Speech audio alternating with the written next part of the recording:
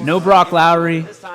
Oh, No DeShields. No problem. These that two was teams. just line it up, powered in, and just like that, Camfield was going to lose a lot. I think they're doing all right They right still now. bring back 19 seniors this year, does Canfield. I mean, you lose 28, you bring back 19. That's incredible. Let's go to 3. Tackled at about the 39. There's a flag. So we got a flag, as they say. Got some lag on that one. And they're going to talk about the dirty laundry on the field. Too many. Is that what you think? It's always the coach's biggest fear week 1, DJ. On number 5. Can you play a clean game? There always seems to be a lot of laundry. There's a guarantee that Andy's talking about somebody's apples right now. Penalty. Oh, yeah. Okay, we got a pick 6, Austin Townsend. So going to be just short of the first down. 4th and 1 again. Right. We'll take a look at, hedge out to We'll go back to Euclid game here in a 1. second. The ball will be placed at the 34. United with a 14-0 lead on Waterloo. We haven't been out there We're yet. going 2. Going 2. Here we go. Here we go. Dukes The touchdown! Wow! to the end zone. Jason Dukes, We the need man Fitch. who had taken every snap at quarterback up until that 4th and 12 play. Catches the pass from Najee Howard, the first pass of the Struthers season, and it goes for 25 and a score. Okay.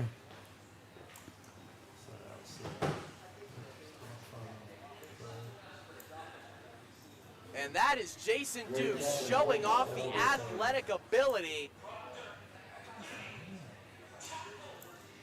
Had shown it by carrying it at the quarterback position, then shows it off by catching the football from Howard, the fellow quarterback. Going to 3 here. Shoulder, nice. Oh, pick 6. This could be. Deshaun Vaughn. See you later. Oh, what a move! Broke his ankles. Where did the camera go? Where are you going? To the house. To the hizzy. Deshaun Vaughn missed a huge chunk of the season last year. Talked to T.J. Parker last night. He said this is a very personal year for that young man. Going back to 2 here. St. John and Trinity. Sammy's out there. Our Heralds are down 14. Sammy said they might be a surprise team. Right now, I don't think he's going to be very happy. We need to take a glimpse out at Newton Falls whenever we have a chance. 3. Thank you. Handing it off. Jackson, we got a flag in there. I'm thinking we're looking at holding, right? We already got that. That was Theo Jackson on the run. Which one? I don't know. Boy, they have, I mean, we got to call podiatrists because they have shots. Oh, I'm sorry. Probably a rewind. I don't know. 2:42 left here in the first quarter. I want to thank everybody for joining us. Invite you guys to check out the rest of the network. 21 games on the network tonight. That's a lot of football. This week, 7 Ashtabula County schools had their games streamed, counting the ones tonight. Never in the history has that happened before. One of the coolest things I've ever seen. One of the things when I started this, I really wanted to get accomplished. In the gun here is going to be Aiden Duncan. He's going to take it. It's a boot to the right. He's looking for the corner, and he gets past the first one, but not past the second. I think he gets back to the line. He might have been a little bit shy. Howard. Back we come. We're in Newton Falls for the first time tonight, I think. About to punch another one. This is Newton Falls, East Palestine. We don't know why McDonald is listed on there. Look ahead. Bulldogs are down 21-6. Blue Devils and Bulldogs. I guess they both start with a B. Cut the 1. We're going to cut to 1 real quick. It's like at the Bulldogs driving again. The other Game Bulldogs. 15. We're going to, a lot of audibles here. We got Omaha real quick up to Edward Liberty, Edward touchdown. So Poland with a 7-0 lead over Salem. Here we go. Here we go. We got Palestine now. Thanks to Brian Scott, the wizard. Another touchdown, though, by Newton Falls. So Tigers Go to pulling 1. away. We're going to go to 1. Here come the Bulldogs again. These Bulldogs tenacious. By Mayhew. First contact. We got on 2. Go there. And just really no Yeah, I think the Raiders just We need to punched score. another Let's one. DVR this We'll on 2. DVR that one on 2 for you. See how the Raiders got in. start on to attempt the We're gonna go to 3 real quick. 3. Oh yeah. There is the flag on the field. It's going to be David Moore. He's going to get it down to about the 7-yard line. This is To me, the Quinn, it looks like maybe. Oh, it's going to be a hold. I thought maybe Camel they got game, somebody 14-0. from the line out too far. Illegal man downfield. Moving but around. there was a. Get back They just hand to it 1. off right in Oh, here. This is the Raiders. They don't This lose is the the South early Range they take it punching in another one. right There's a side. touchdown. He's gonna get in for a There's that touchdown we promised you. Touchdown run for Blake Ewert. And then we're gonna take you back to Salem here momentarily. There we go. There we go. Take the corner, take the touchdown, and the Bulldogs. 7:32 to go in the half. They take a 2-score lead over Salem. So let's. We're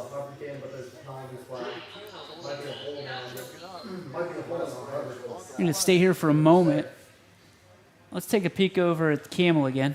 14-6. 14-6 moving up. I was just putting the headphones back on. I don't know about you. I got a little bit of sweat going on inside here. David Moore with the Quick pass reception out right to at the the right 30. side. He's going to break a tackle, cut it back inside. Good job by David getting up there, gaining 10 yards on a play that looked like he should have been tackled Gonna right go about one. the line of scrimmage. Here we go. Back to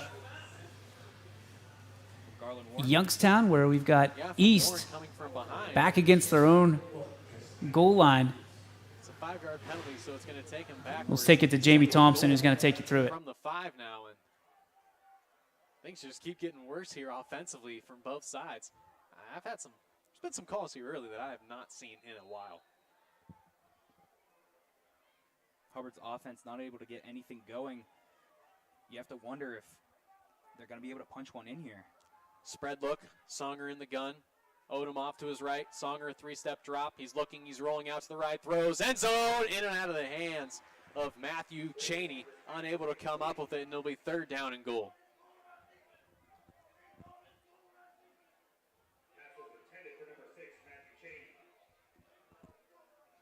Boy, Songer really tried to thread the needle there, didn't he, Zach? He let that one loose. Jaden Taylor in the backfield beside Zajac. And it's handed off. No, faked again. And Zajac has got nowhere. And he is wrapped up by a couple of Southern defenders. Right there to make the stop for the Southern local defense. 3rd down. And that will be a loss of a couple yards. Back to the 50. Right, looks over the defense, and we got another whistle stop and play here by the side judge.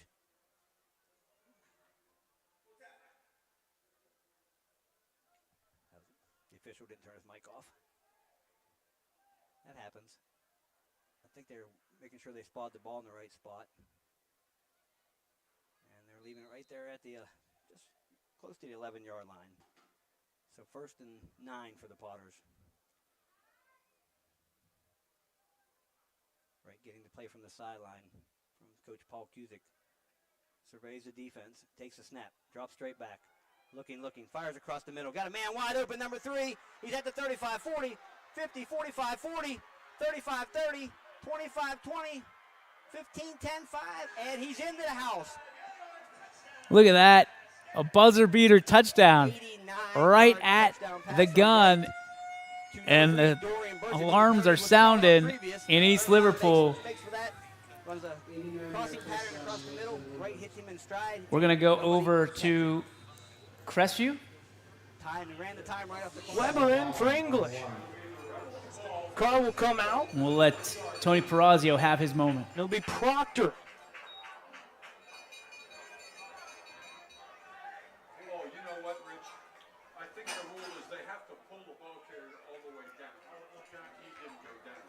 Actually at the 1-yard line. Nolan under center. Gives it to Proctor. Just short of the goal line. Second and goal, good job by the Eagles.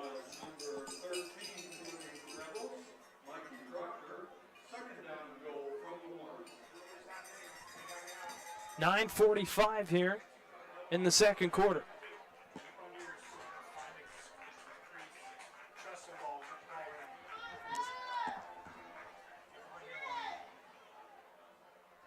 Nolan under center.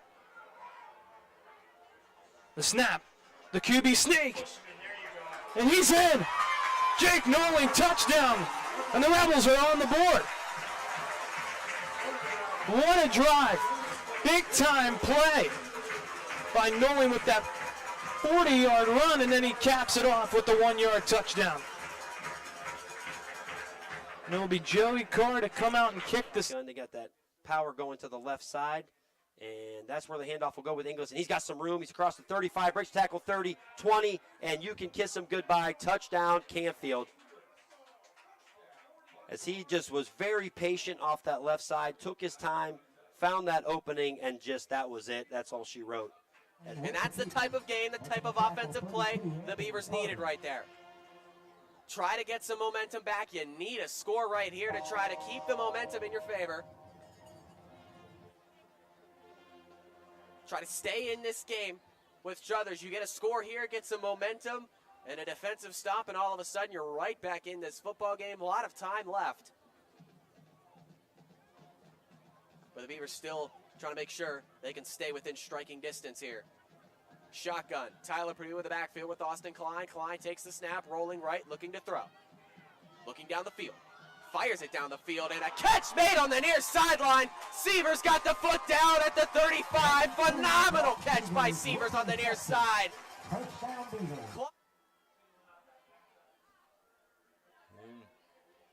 And he gets nowhere on the play.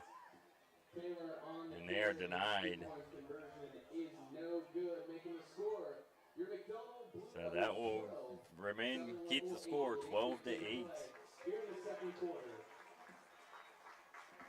With 8:15 remaining in the second quarter.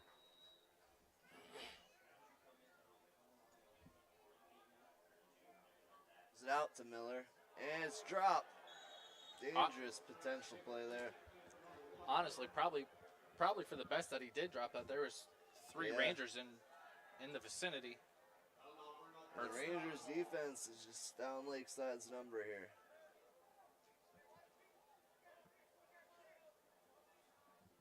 Look for Timonier to be involved here.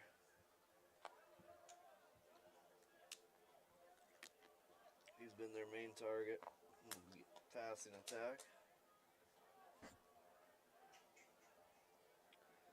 Salvatore takes the snap. He's looking. He fires deep down the middle, and it's intercepted. Oh my God! What a catch! Interception on the play by Jaden Tickshinger. This interception will stand here.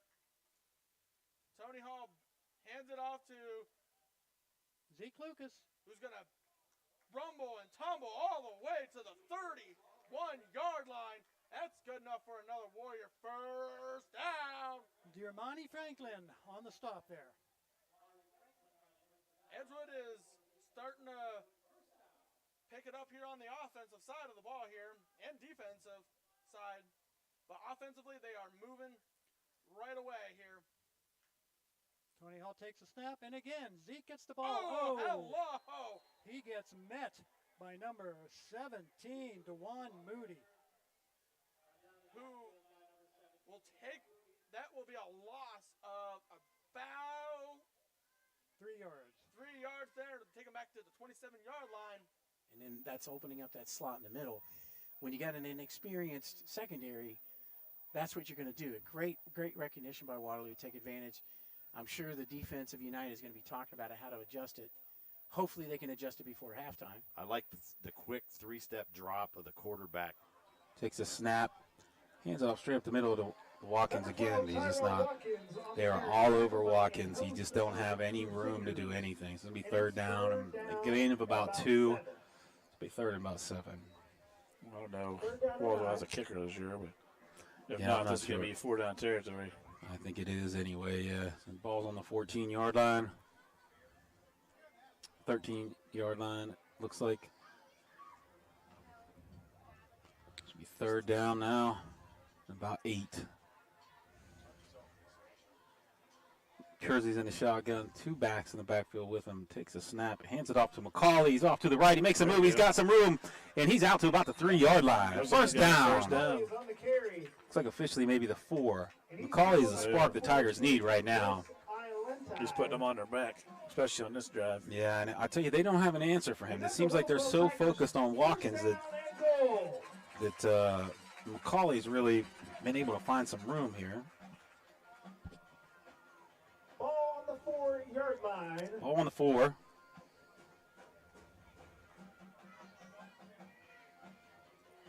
Canfield up 17-0 on West Branch. Defending state champions there, Division III, Canfield. I saw they had around 20 returning lettermen from that state championship team. Takes a snap, hands it off to Watkins, makes a move, makes a guy miss. It gets up to about the line of scrimmage, and it gets down to about the 2-yard line, it looks like. It's down to the 2 now. The second goal. Lucas Cease. Well, and we wanted to talk about a momentum swing against the Hubbard Eagles, but now talk about it coming back into your favor. Looks like we've got a injured player down, so we're going to take a quick break. When we come back, Hubbard will receive. Inside the 5 here. Looks like they're officially at the 3-yard line. Kersey going under center. I formation, 2 wide to his left.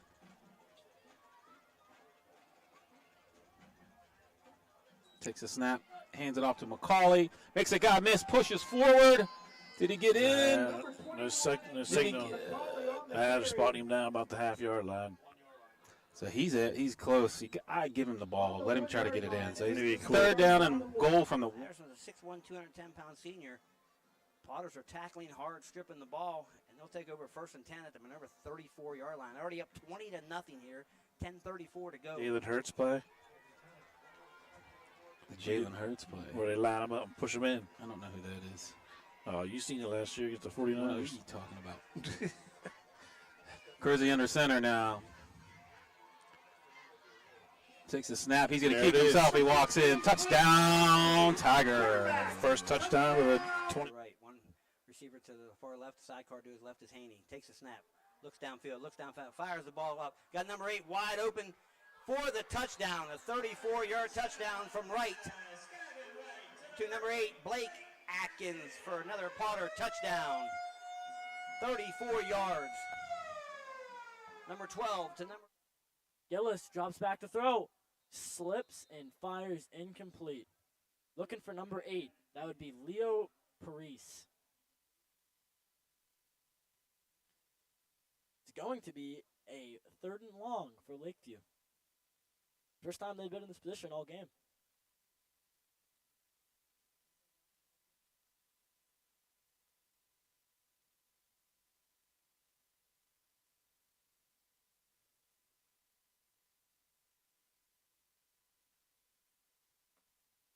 All right, 3rd and long for the Bulldogs. Can LeBray get a big stop here? Motion. It's another quarterback keep for Gillis up the middle. Spins out of a tackle. And he's going to have the first down, it looks like. What a big run by Sam Gillis. Looks like they were going to have him dead to rights, but he ended up spinning out of a tackle and able to muster a couple more yards. LeBray could not get the stop they were looking for.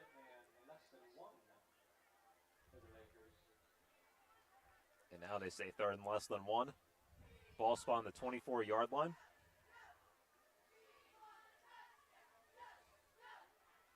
We're halfway through the 2nd quarter now, 5:44 left to be exact. Lakers need just a yard here to keep this drive going. Croston rolls out to his left, but just out of the reach there is Sean Croston. That's going to bring up 4th down. Isn't playing it. Some momentum finally coming back the way of the Eagles. I think that's the first down they've picked up since midway through the 1st quarter, maybe. Yeah, when Songer tucked it and ran himself, right?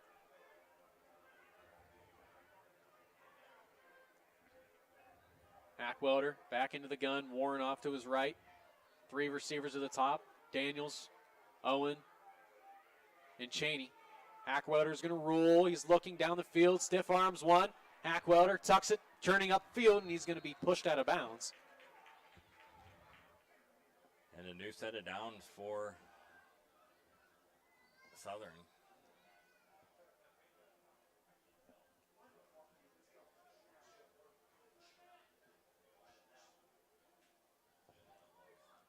Down here for the Tigers as they try to get the ball back.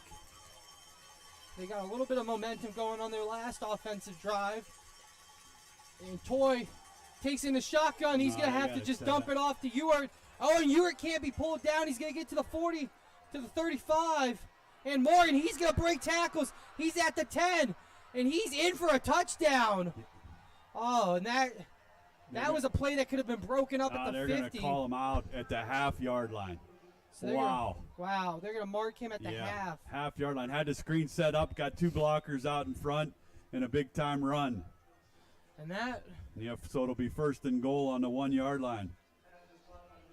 That was just a dump pass by Toy as he was flushed out, and they let Ewart get to about the 40, and then he broke some tackles, and he was gone down that sideline. Yeah, so 1st and goal inside the 1. If it's a touchdown, we'll call it a 1-yard run. So, again, power I backfield. 2 tight ends to the right side here. Probably just bang it to the right side. Dominguez in on this one, and they're going to give it Dominguez right to the right side, and he carries it in for a touchdown with 5:29 to go. It becomes 28-0 South Range.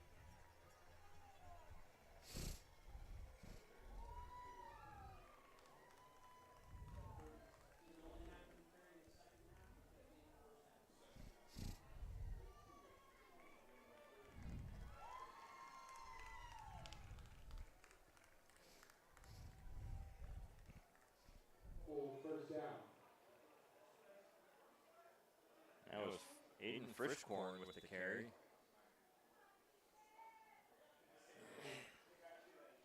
As Southern has a 1st down and 10 at the 23-yard line.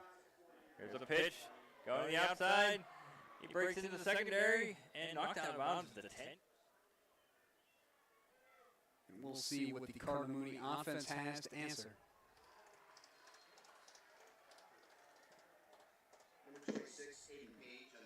Aiden Page was stuffed on the carry. First and, second and goal. The clock there is wrong. Second and goal from the 4. Natoli in the end zone for another touchdown.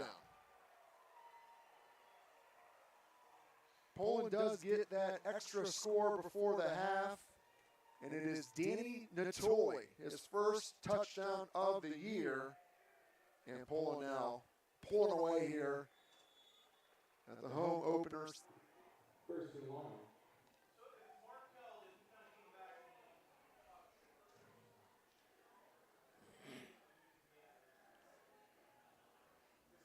And X-Line takes the snap, goes over the middle, incomplete. Nice sliding attempt at the catch. But he could not come up with it. It's going to be Lindsey at quarterback again.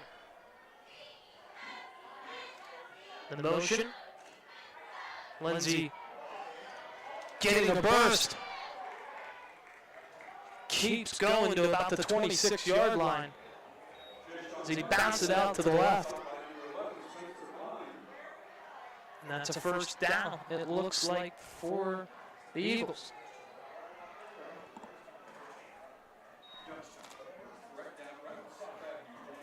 Yep, they'll give him the 1st down.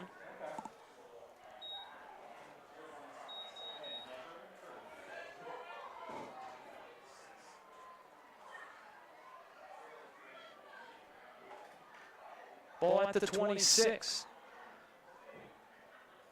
To the 11-yard line, setting up a 1st down and 10 at the 11.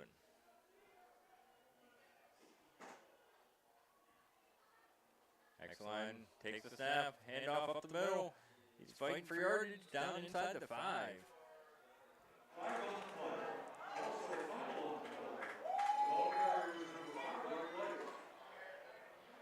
Refs saying the Rebels have it, and they do. So a costly turnover near the red zone. What a job by the Rebels. Behind, though, by number 14. That's Karen Wynn, the freshman. A lot of freshmen on this team, Nate, for St. Thomas Aquinas.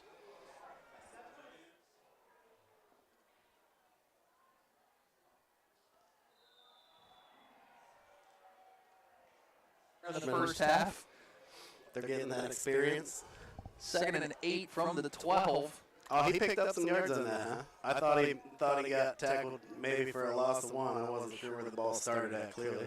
Coolius in the shotgun. Showing pressure. They're going to back off. Hand off to Applegate. He's up to the gut, Nate. He's going to take down to about the 4, and that's going to be close to a first down. That will be another first down, 1st and goal. QB sneak for X-line. He's fighting for yardage, and he gets into the end zone for a Southern local touchdown. And Southern regains the lead with a minute 40. Defense has been in trouble at all, but Timlin on the run. He's going to get grabbed from behind, though, by number 14. That's Karen Wynn, the freshman. A lot of freshmen on this team, Nate, for St. Thomas Aquinas. Dynamite comment there, Nate. Love to hear it. I was working on it. Minute and 10 to play here in the first half. They're getting that experience. 2nd and 8 from the 12. Oh, he picked up some yards on that, huh? I thought he got tackled maybe for a loss of 1. I wasn't sure where the ball started at, clearly. Coolius in the shotgun. Showing pressure. They're going to back off. Hand off to Applegate. He's up to the gut, Nate. He's going to take down to about the 4, and that's going to be close to a first down. That will be another first down, 1st and goal from the 4. It's going to be close. 3 wide receivers. Inside run and touchdown for the Blue Devils. Ashton Hinchcliffe.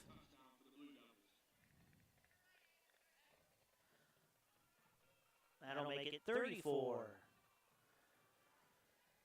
for the Blue Devils. Ben Weber on the extra point try.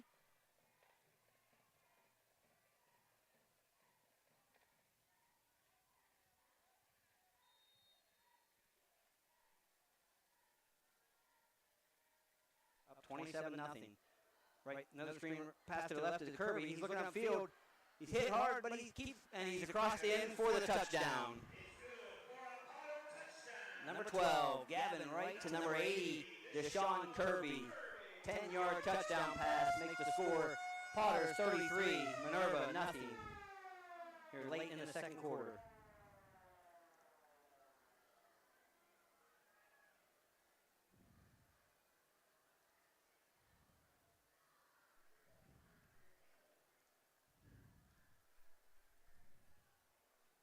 Miller in there attempt the extra point.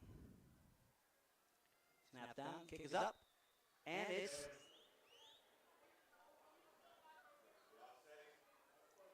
let's see.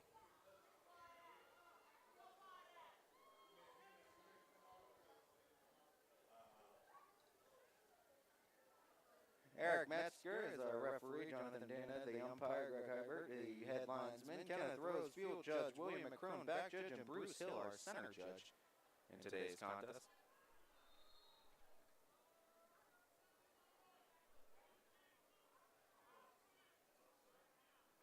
Offsetting unsportsmanlike conduct penalties from both teams, so the touchdown does stand for Dan Evans III, make it 19-0 Fitch.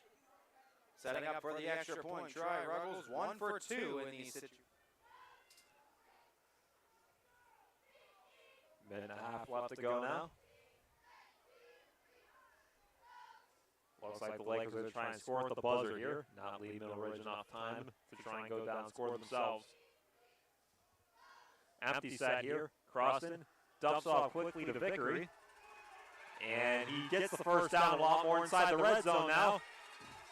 And it takes a couple Rams to bring him down, but he's going to bring it inside. I'll give a little spark here. Nice power run. First and goal, Tigers at the 5, and they got something going now. And Caden Kosek, he's been doing a great job running, but Dante Gentile. Yeah, he brings a little spurts, couple different styles of running, so pretty good job. I like the stable that the Tigers have at running back. You just want to keep building on some positives and get this ball into the end zone. And he runs up the middle, but a short game there. Now less than a minute. So this is still Gentile in the backfield with the fullback. Yeah, they got Kuloff behind him. We'll see what they do with that. And they're just going to have him block, and Gentile behind that blocker. And he's going to break a tackle. Nice run. And Dante Gentile with a good run by Dante Gentile. Tiger Nation up on its feet. Tiger on the board, 28-6. Back after the break. HVAC causing... Or no, it looks like they are going to kick the extra point. Yeah, they got a pretty good kick game. Coach has talked about the kicker, Kosick, for the PAT. Caden Kosick on to attempt. Sean Guerrero going to be the placeholder here.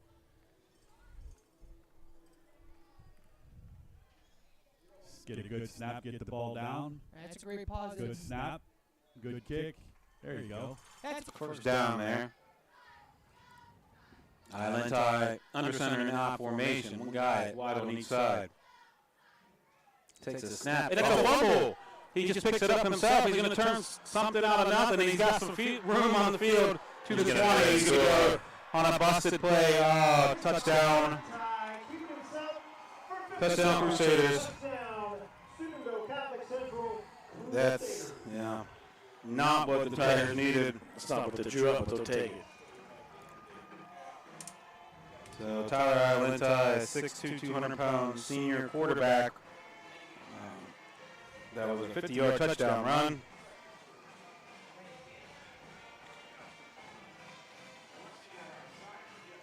So number 24, Daniel Bolster, kicked the PAT.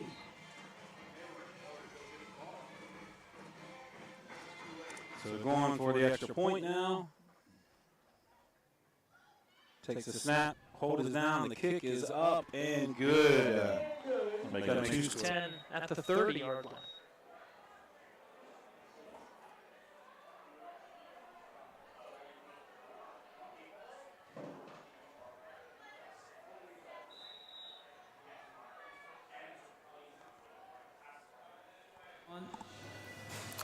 Welcome back. You're on the Audible Call. As you can tell, we like to just move from game to game to game. Here we've shown you a lot of touchdowns. We've had interceptions. We've got some pretty good ones. Some of the games are kind of starting to get to that lopsided feel. If you want to watch them, please, you're welcome to go watch them individually, but we probably will not head back to the Lisbon-Wyndham game just because the Blue Devils have that one in hand. Same with East Liverpool. Minerva, the Potters, cruising in that one, and along Camel and St. Thomas Aquinas. Camel showing the way in that one. So that's 3 of the games I know we won't be heading back to in the second half. DJ, I know you got some good stuff too. Helps when you turn your mic on. Let's head out to United and check out what they have.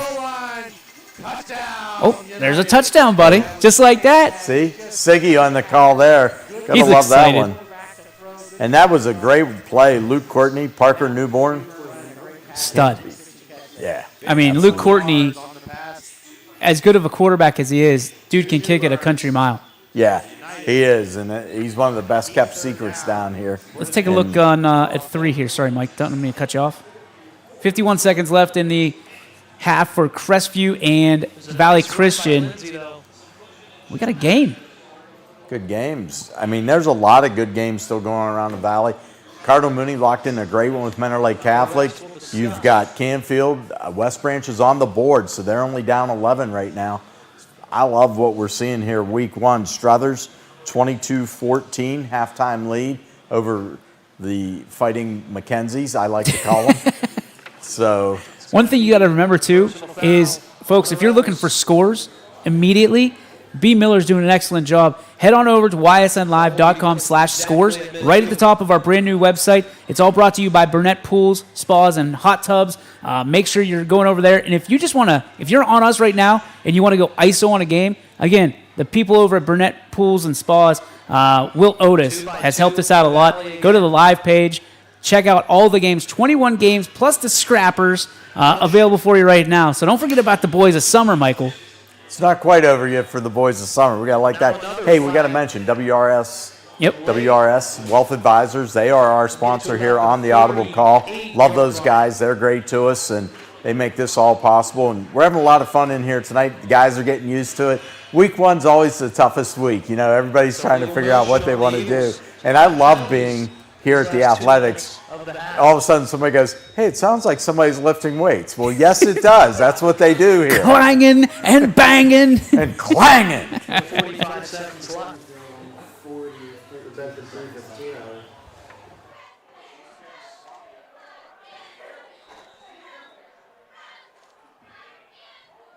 The Eagles scored on their first 2 drives of the game. It was Lindsey for a 3-yard run, and then Lake.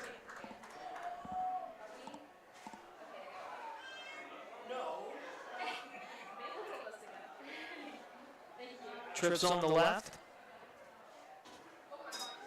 Lake the screen. That one caught and tackled. There's Amir Dixon with the catch. And the clock will continue to run. Ball at the 28. 28 seconds left. Ball at the 45. It looks like they're going to just snap this and take it to halftime with the lead. Looking. Lake. That one incomplete. So 3rd and 14, 7 seconds left. That was intended to Coward, the junior.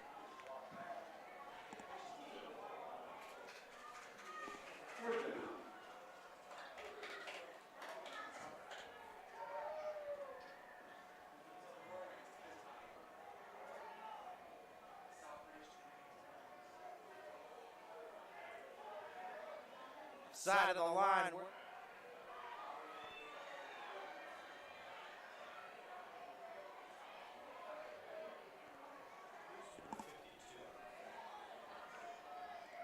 Jamir.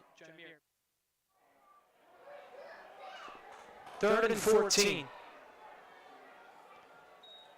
Lake looking, throws it deep. And that is intercepted again. His second of the game. There's a flag. It's going to be on the Rebels, but it's going to be halftime. McElhaney's second of the game. What a start to a game from him, the sophomore. They'll probably offset those and take it to halftime. And that's exactly what they'll do.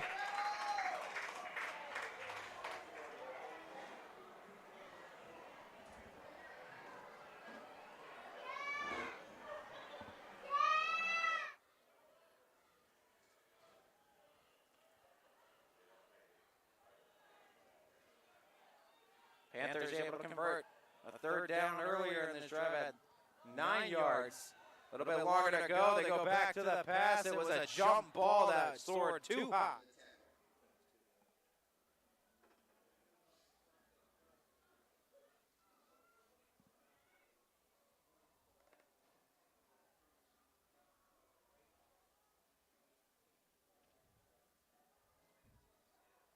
O'Brien again, and that will be thrown off to Kingston Powell.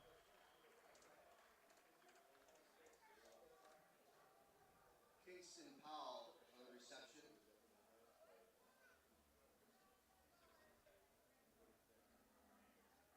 Brought down by number 6, Jimmy Gibbons. Kingston Powell getting involved here early on. A timeout will be called on the field. Going the extra mile at Greenwood Chevrolet means taking care of our local customers. Realizing, number one, that we're here for them. to do anything that would convenience the customer. And every day I'll go the extra mile so they can trust us. That's what going the extra mile means. Only. We are back. It's very quick. And there it is again.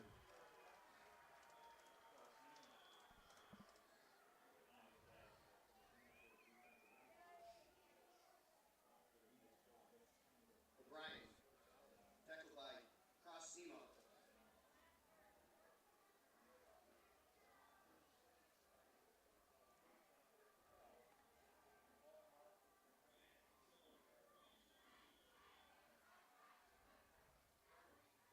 Timeout, Cardinal Mooney.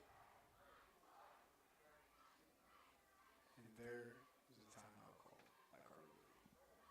We will be right back here on your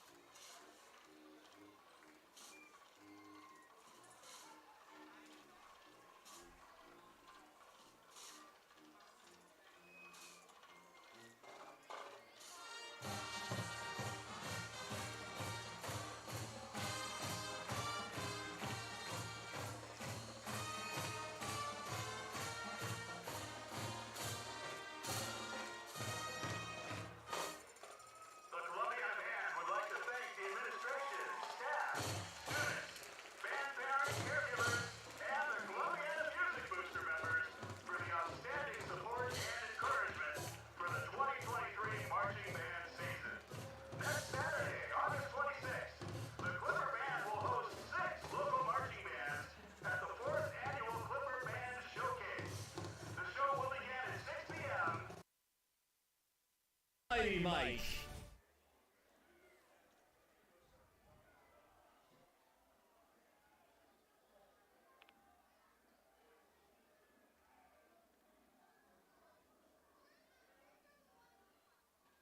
We'll see the Cougars and Frankie Trinetti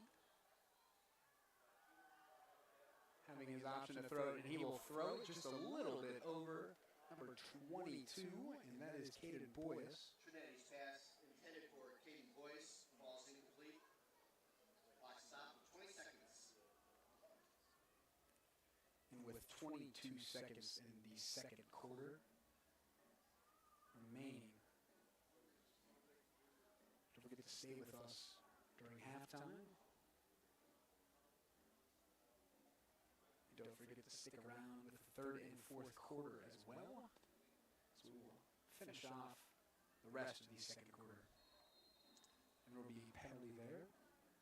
Play on play. Offsides. Lee Kelly. And that will go for the Cougars. That'll be offside, and that will move the ball back with 19 seconds remaining.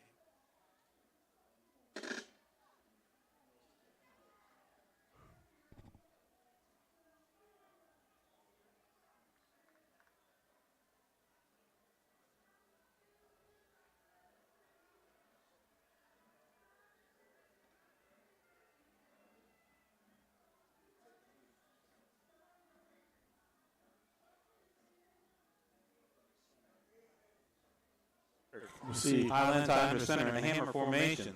Takes a snap. Rolls off to his left. Looking. He's got pressure. Looking. He pulls it down. Makes the guy miss. He gets in the end zone. He made that play all on his own. Tigers had him. They just couldn't pull him down. That's the last play of the first quarter, or half of 20. Yep, makes it 21-6 right now. They had him. They stretched him out. Just couldn't make the tackle.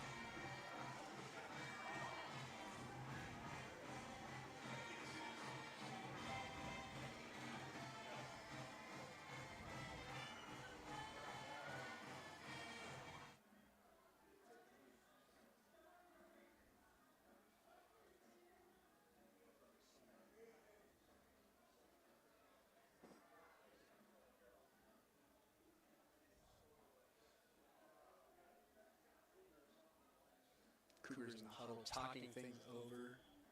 Now there is 20 seconds on the clock. We'll see right now what the Cougars have. Trinetti steps up and throws. Number 9, Nemo. And there he goes again. Caught for a touchdown. There it is. Cross Nemo. Deficit and get some points back before the half. Falcons to receive the second half kickoff. Can't afford to allow Fitch to build on that lead before. King takes the snap. Pressure is coming. He's able to evade it, roll out to his left. Oh, what a nice trickery pass into the end zone. Touchdown. Got it. Is Jerome Davis-Giles. Gets the touchdown over the middle. The tight end the option. And what a pitch by King to get Euclid on the board. 20-6 now. As the Panthers will set up for the extra point try. 2.5 to go. Half number 1. Panthers on the board.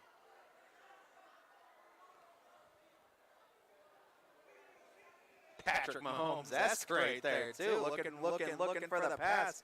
And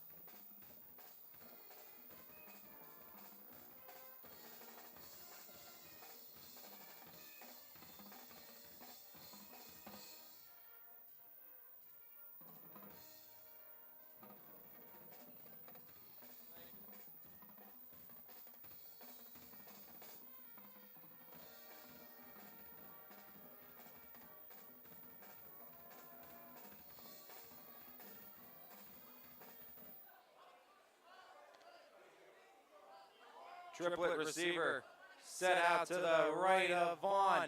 Vaughn looks that way, has to break out of the pocket now, rolling to his left, crosses, body, finds Dominic Perry.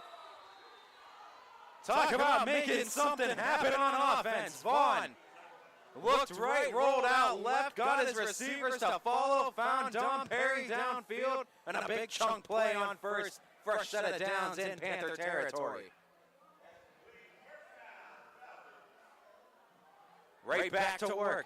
3 receiver set. Once again, though, bunched up, but a timeout to be called as Coach Andrews wants to slow things down and talk. 3rd and 10 from the 35. No discredit to Malone. Those are great Oh my throwing gosh, balls. no. Two great throwing balls. High point where only the receiver can get them. As a receiver, you just got to pull those balls down. I think Especially that one. I mean, the hit jarred loose, but he turned it. He could have had it. Yeah.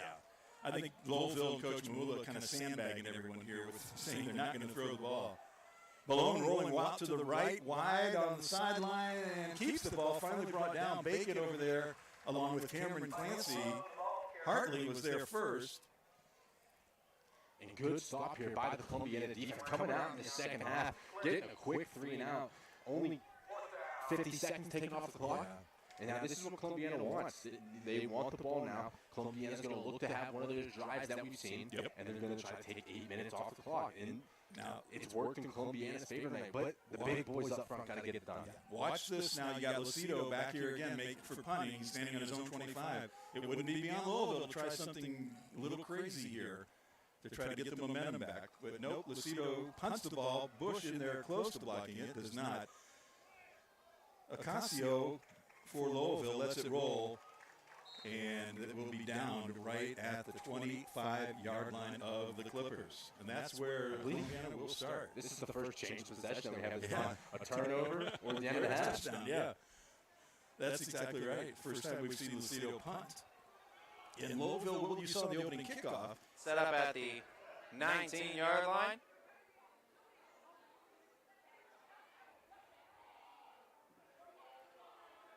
Back to the handoff game. DJ Williams open field in front of him, diving forward just shy of the end zone. First and goal from the 1, and the Falcons can elect to bleed as much of the clock as they want between tries. They can ultimately attempt to end this first half with a score and come right out of the second half and try to add another one to the board. Minute 18 ticking on the clock. Falcons in no hurry to start the snap on the offense. Taking it, handing it off. Williams up the middle, and he just uses the tacklers as bouncing balls and rolls off of them into the end zone. Rushing touchdown first. I'm curious to see what Columbia is going to do kind of when they get behind the sticks. Almost behind the sticks now, 2nd and 8. Handoff again to Hartley. Again, same play right up the middle. And you got to believe the Rockets kind of know that's coming.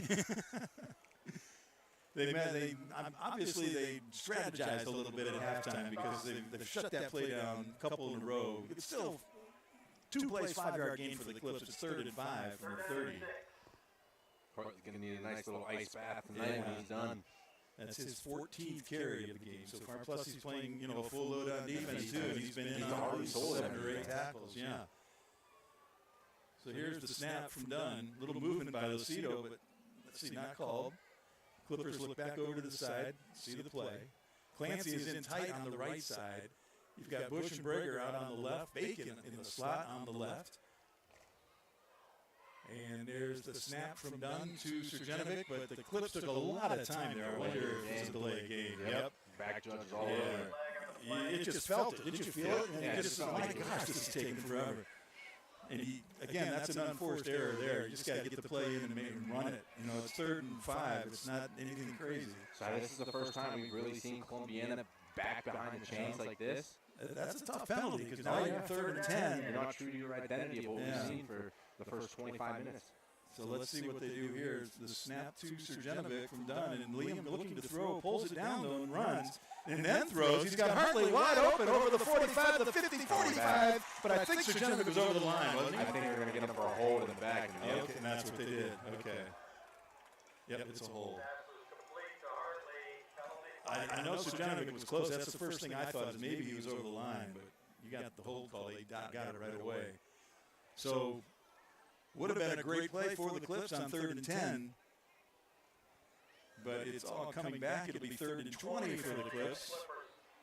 They'll be snapping most likely from about their own 20. Let's see where they mark it. Going back farther to the 15. They'll be snapping from the 15-yard line. Should be a 10-yard. We're at 25. Yeah. Yep, 15. Okay. 9 minutes, 4 seconds to go here in the third quarter. Clips on top, 14-0, but they're in a little bit of trouble right now. 3rd and 20 from their own 15. I wouldn't look for anything really crazy here. Surjanovic sends Hartley out of motion. Empty backfield now. Hartley wide to the right. Surjanovic drops back. He looks. He throws. Nice pass to Clancy over the middle, and it is incomplete, but a flag on the play. Looks like interference. I believe that was number 13, as he's the one pleading this case right now. Sure is. And that's Landon Essenwine. Yeah. Who he was all over his back and everything, but it was close. It was close. Don't Yeah. get me wrong. It's not. He didn't go through him. I thought maybe he kind of went around him. Yeah. I don't believe, in my eyes, that that's a pass interference call, but I honestly thought it was a good play. Yeah, I thought it was a good good pass. play. It was a good throw there by Surjanovic. He puts it low. Only his receiver can get it, and then Essenwine comes over the back, and I think that's a clean And you know pass what? breakup. Gutsy call. 3rd and 20 from your own 15 with a. I thought they were just going to run the ball. A first-time starting quarterback and just throwing over the middle like that. Man, love the rule though. Yeah. Now in high school football, it's just a 10-yard penalty. Yeah. It's not a not a bad touchdown. Like that rule. You see a lot of teams kind of get away with cheap stuff, but now you're getting more third and manageable for the Clippers. Yep, 3rd and 5 for the Clips from the 30-yard line. Surjanovic with Bush going in motion left to right. Surjanovic rolling to his right, a block by Hartley. Liam running all the way, gets to the 32, maybe the 33 before he's tackled out of bounds. Some extracurricular activity there on the Clippers sideline. The Clippers didn't take kindly to what they thought might have been a late hit. Ocasio's over there along with Lucido. 76 for the Rockets is Anthony Vrabel, the junior, 5'7", 240 pounds. He was involved in that activity as well. But let's see, ultimately nothing comes of it. It's 4th down. Got to be careful here. If you're on from his earlier mistake, Michael, that sometimes it's just better to live to play another down. Yeah, tried to make a play out of that the first time and ended up throwing an interception. So a smart decision by Alisauce. And he'll get another opportunity here on 2nd down.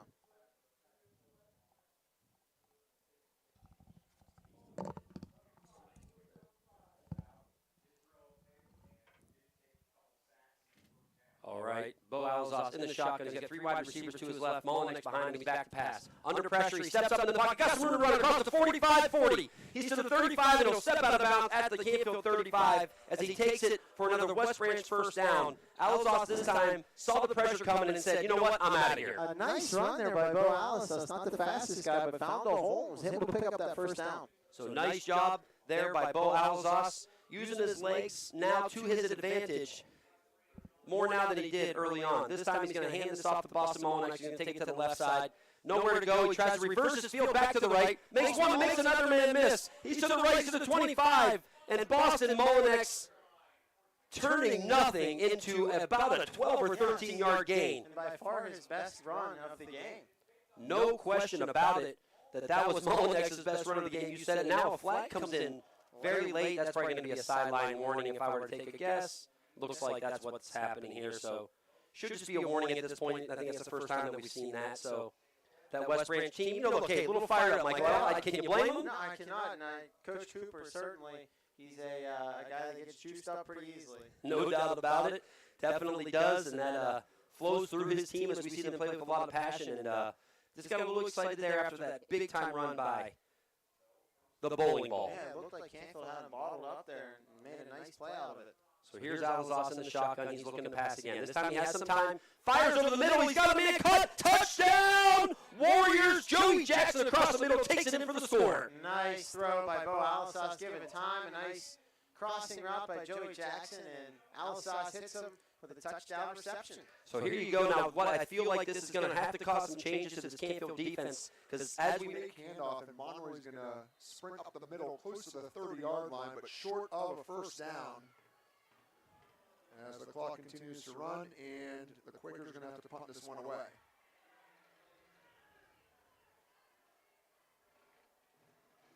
Cam Evans on to punt.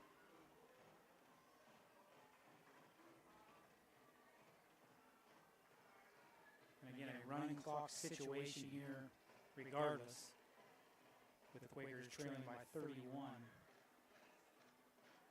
Evans kicks it. Nice punt there from Evans. Fielded inside the 40. And a nice hit there by Will. What a hit, Mikey. Hey, that's how you make your mark and get into more plays. Quaker shaker. Yeah, I like that. And basically, that's a one-on-one tackle there. You don't make that tackle, there's a lot more room for the Bulldog to roam. Well, they're going to show the replay here. I got something. No, I don't. Big hit, but the big hit belongs to Poland tonight. 31-0 in third quarter. Goodness Bulldogs gracious. coming out and making a statement against Salem. 19 seniors, Mike.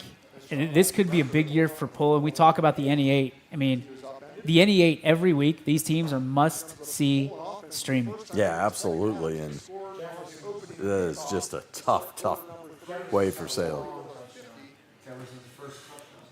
Take it back to Matt Mowry and Jared Niederheiser. And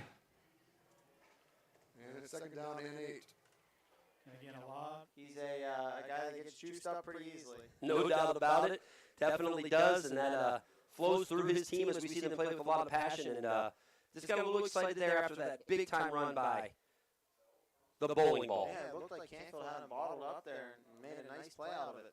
So here's Alazas in the shotgun. He's looking to pass again. This time he has some time. Fires over the middle. He's got a man cut. Touchdown! Warriors. Joey Jackson across the middle takes it in for the score. Nice throw by Bo Alazas. Give it time. A nice crossing route by Joe. Touchdown right now. Yes. They can stop that clock. That would put them under the 30-point threshold. Right now, moving that ball forward. They got themselves the first down conversion here. It's the second time they've been able to find one, so that's a good start and a good sign for them here. It is. It's more than they were able to do in their first drive of the first half. They don't want to be shut out here against the Indians. Again, plenty of time here in this half. We've got 9 minutes and 56 seconds. Passes over and complete. Number 14, I believe, yes, does have that one with the carry. Seth Burlingham able to move that ball forward by maybe 4. Looks like 4 yards, no, 5 yards. Wait for that Easy gain on the throw. So they get it halfway up.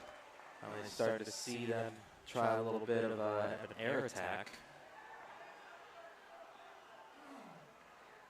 Snap comes back, and he'll just run it himself through, and he is off to the races. Has a chance to get away from everybody. Moving forward at the 10-5, touchdown Jefferson. That's exactly what we said they needed. Just found a hole, and he used it. This point's just too many. All right, DJ, so we're up at East High School right now. Hubbard taking on the Bears or Panthers. Well, they're back to the Bears now. I apologize. That was as ugly first half as you could get. The two teams combined for 102 yards and 6 turnovers. You would think, oh, wait a minute, make that 7.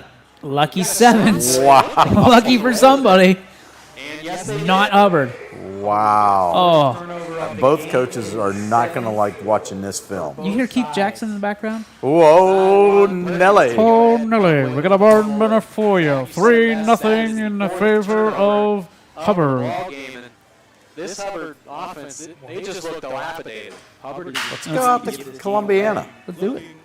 Still time. Now coming back to his left. Uh-oh. Just have to be careful here. Uh-oh.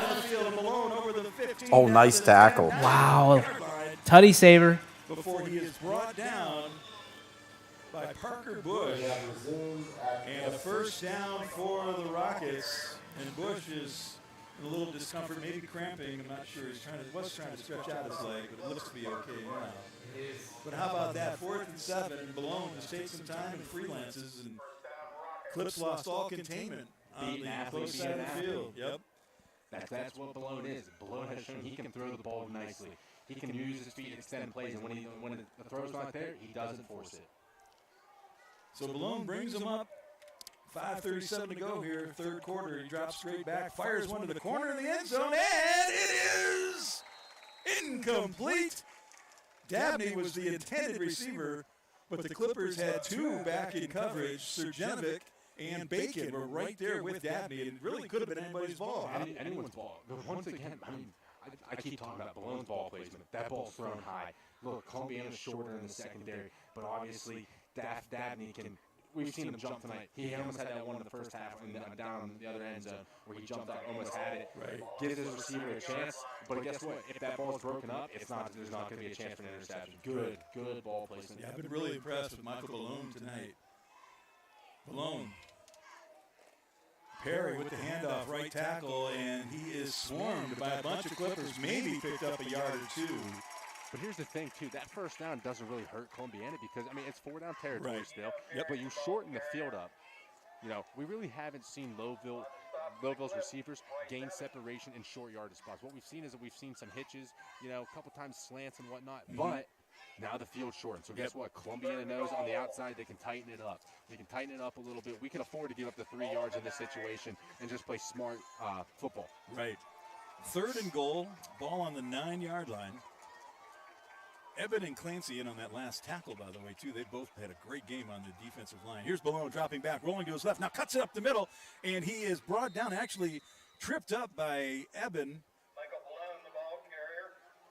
Clancy was there to clean it up if he needed to, but Balone fell to the ground and was unable to go any further. But he does pick up a few yards. He's now at the 4, a 5-yard gain for Michael Balone. It'll be 4th and goal from the 4. Big time play coming up here for both sides of the ball. Columbiana, you got to reach down deep and grab it. You know they're not going to run the football here. They're going to give Balone the opportunity. They're going to roll him out. They're going to give him a chance to see the field, try to get with a short throw. But, you know, he's an athlete. You got to keep someone on his back hit at all times. So here come the Rockets. Matthew Lucido wide to the left. Josh Pazel to the right. You're going to see kind of like a pick play coming here at the top of your screen. Balone looking to his left, looking, fires to his left. Touchdown, Rockets, Matt Lucido. He's had 3 to the right, but Balone. Nice ball by Blackman, and he got hammered when he let that one loose. Good poise to stand in the pocket and fire a strike down the middle, and a wonderful catch by Castro. It's going to be 3rd down and 5, a gain of 10. And Andrew Blackman will get the call from the sidelines. We'll see if they put it in the air once more. Really got 2 downs to pick up a 1st down here. We know the kicker does not have this range. Blackman to give to Castro. Castro out to the right side. He's going to be upended short of the 1st down marker. It's a gain of 2 yards, and it looks like it's going to be 4th down and 3. Looks as though number 64 of East is limping a little bit. Lineman going to come off, and it looks like Andre Underwood, will check back into the ball game. If you're Hubbard's secondary, you definitely have to be looking for Jose Castro, as Andrew Blackman has been able to find him a lot open. Had a 5-yard penalty on the play, so it's going to be a 1st down for Youngstown East, but even the man up top didn't catch what the penalty was. Our apologies for missing that one, but somehow Youngstown East will come away with a 1st down. 8 minutes left in the 3rd quarter. It's 1st and 10, ball on the 19-yard line. East is definitely in the driver's seat in this one. Blackman give to Davis going right. It's going to be Clark out wide and Miller.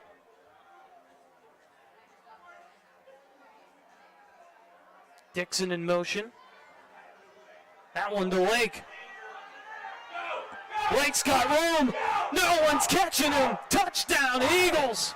40 big ones for Lake. Ike, Lake, what a run. And he's going to break free. A penalty on the play, though, might bring it back. That's tough after picking up the 1st down there.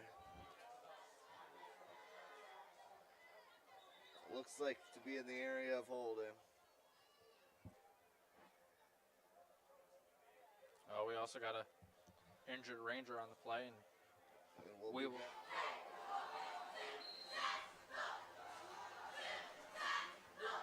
The 1st down snap upcoming. Takes the snap, fakes the handoff. Zajac takes it himself up the middle. He gets down to the 24-yard line. Jack on the carry for McDonald, taken down by a pack of Indians. 2nd down.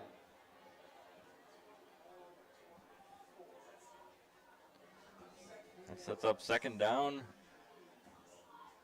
and 7 at the 24-yard line.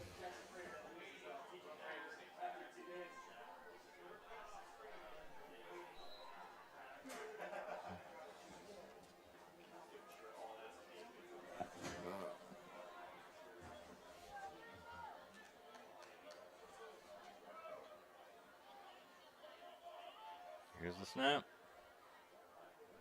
Zajac fakes a handoff, throws it. It's complete.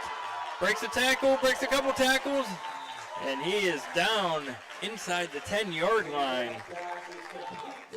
That was William Van Meter on the reception for a first down and more, down to the 7-yard line. So we have a first and goal at the 7 for the McDonald Blue Devils. 3 minutes into the second half.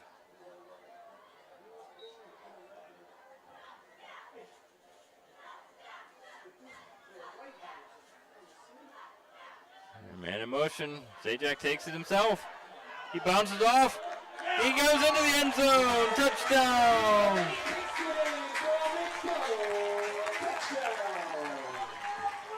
That's his 5th grab of the game there. Ball's going to be on the 3-yard line. I imagine they're going to. Lakeside trying to hype up their crowd over there. Bringing in some big bodies probably. Let's see what they do here. Still going to run 2 up top. We got 2 tight ends to the left and also Devin Miller to the left and DeSalvatore. Don't be surprised to see another misdirection with Miller coming back to this left side. And Miller goes straight up the gut, and he's in. He's Touchdown, Dragons. Devin Miller.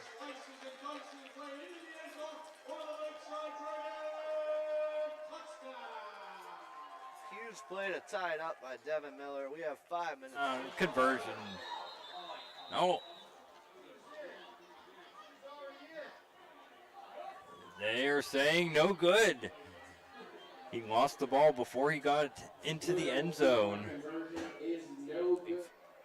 Respect. 7:01 left here in the third quarter. We'll be right back. More cramping when we return. 9 minutes to play in the third quarter. But nonetheless, Zajac gives the Blue Devils the 18-14 lead.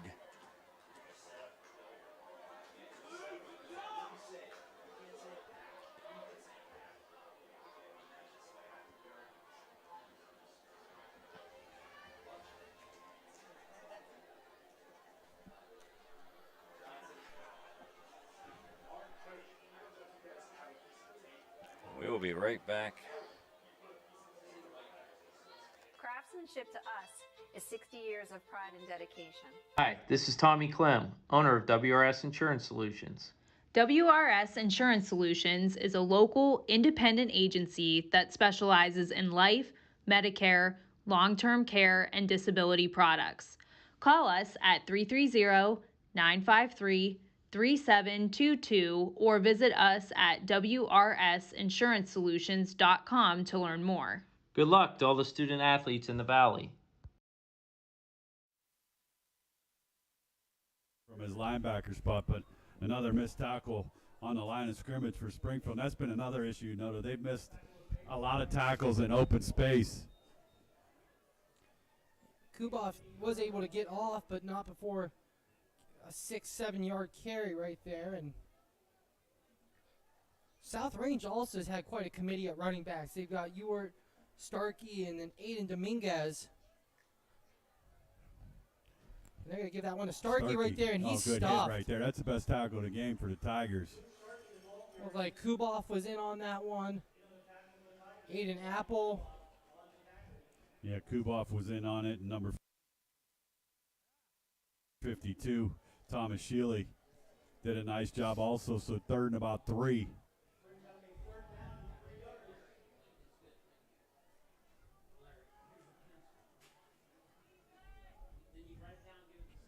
And then Toy. Yeah, this be See, I want to see if they bring someone a Mel straight power I. Just right to Ewart, and he's gonna get stopped. Yep, it's gonna be 4th and 1. Bendis is going to keep it on the quarterback keeper right up the middle. Plenty of room to go as we'll go down to about the 15-yard line for the Canfield first down, as it's just really tough up front for this West Branch defensive line when you load up there with what looks like 20 offensive linemen. I know it isn't, but that's just how it feels sometimes. Yeah, Bendis, all he did was take the snap, follow his blockers, and pick up that first down. Yeah, easy play there for Canfield. So first down and 10 at the 15, so Canfield can still get another first down as we approach 6 minutes to go in the third quarter. Bendis in the shotgun as I see Inglis for Canfield back up. Looks like he's chomping at the bit to get back in the game, so he must be okay. Bendis is faking it, he's rolling to his left. All kinds of room, fires to his left, and it's caught at the 5, breaks the tackle, move in, touchdown, Canfield, Anthony Mazzala. Yep. Anthony Mazzala takes that in for the Canfield squad. Down at 4, 6:12 left here in the third quarter of play. Blackman will be in the gun, stacked to each side. Blackman takes the snap, give to Davis going up the middle. Davis, a little bit of room. Davis cuts back. Davis chugging towards the end zone, and he's in. Touchdown. Thomas Davis punches it in from 14 yards out, and the East Gordon Bears have taken their first lead of the ball game with 5:58 remaining in the third quarter of play. You have to assume they go for 2 here with what looks like no kicking unit. If they're able to convert this, Hubbard's going to have a tough time getting back in this game. I feel weird saying getting back in this game, even though they're only down by a field goal. Yeah, But they're down 6-3 right now, but the way they've blocks, and Luke Courtney and his athleticism just worked it very close down there for a score. And this is what United needed to do, make a little statement on this first possession. Good opening drive right here for the Eagles. Started at their own 35-yard line. Full house backfield behind Courtney. Under center. He turns. He hands. And he's brought down right near the goal line. I believe that was Milburn on that carry.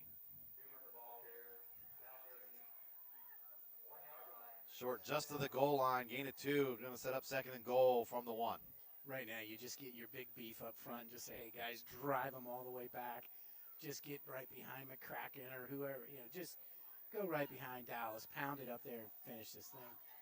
Courtney under center. He There keeps you it go. himself. Like And he's in for the United score. That was just, the size. You just can't beat that size of that offensive line. Just pin your ears back and push him back. Good call, Coach O. Good job, offensive line. That's what you're supposed to do when you're big and strong like that. That 1-yard run caps that 65-yard drive for the Eagles. A little over 3.5 minutes to open up the second half, and it extends their lead 27-6. And as we said, Chris, that's what United needed to do. Let's see how Waterloo answers. They got to be patient. A lot of ball game left. But they need to move the ball and not make those silly mistakes. Courtney back to attempt the point after. And Chris, it's that kind of obvious analysis that makes me a legend. Sorry. That's okay. We got to laugh. You got to laugh. Just call me Captain Obvious. Snap is back. Hold is down. Kick is up. Malone with both Gino Perry and Tino Rivera Ocasio in the backfield. We haven't seen both of them back there together very much. And remember how we were told they're going to run the triple option? I haven't seen that. Malone going deep again. He's got Lucido downfield. And Surjanovic comes over, and Liam makes the interception. Clipper interception. Liam Surjanovic. It'll be the Clipper ball, 1st and 10 on their own 17. I thought Lucido came down with it at first. I did too. That's why I didn't say anything. Just a beautiful throw. Hit him in stride and everything. Lucido's running. He's got the ball. Good. Everything's good. For Liberty, Tawan Tutwiler, number 2. We've seen Tyson Watson, who's going to taking a sweep to the right, and he's got some running room, but there's a flag down. This is more than likely going to come back, and he is off to the races, and it will not count. But right now, they are saying so, but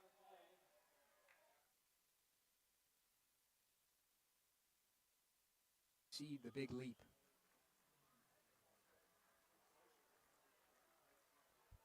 Looks like a penalty, and that will be a false start. Offsides, Cougars.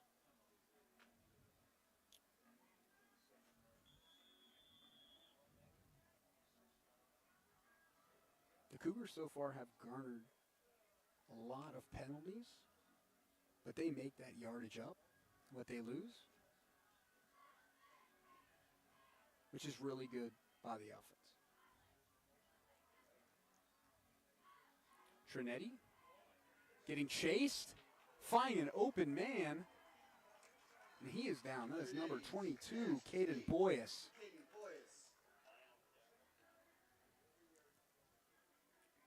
And that is William Desmond on the tackle. Brought down by William Desmond.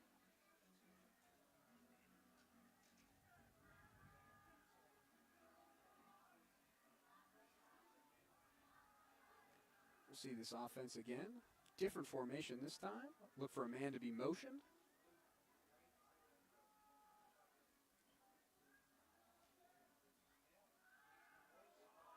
And that is intercepted. What a nice block there. And there the Cardinals go. That is what they needed. One man to get him. And he got him. That is number 11. Handoff up the middle. Gained about 3, down to about the 28.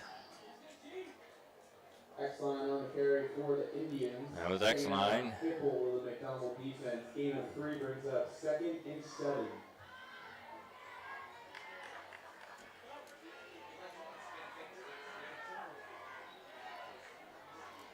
Now set up a 2nd down and 7. It's a 28. Handoff around the right side. It's 20, 15, 10. And inside the 5, down to the 1-yard line.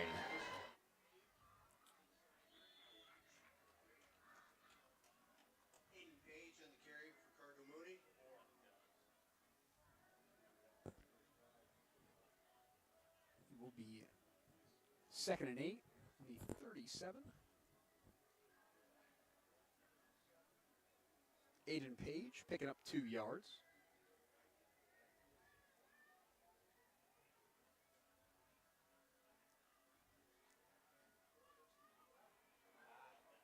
There's a nice roll out there by O'Brien, trying to get away, and he will heave it downfield and out of bounds. And that was intended for Tyon Flowers, unable to keep it in bounds. Pass intended for Flowers. Incomplete.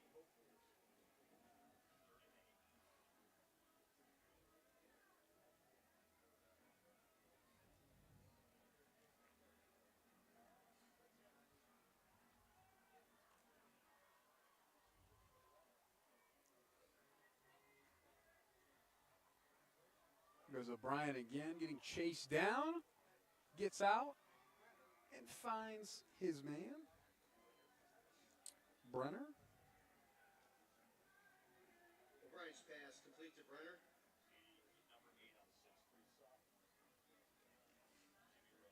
Jerry Rhodes on the tackle.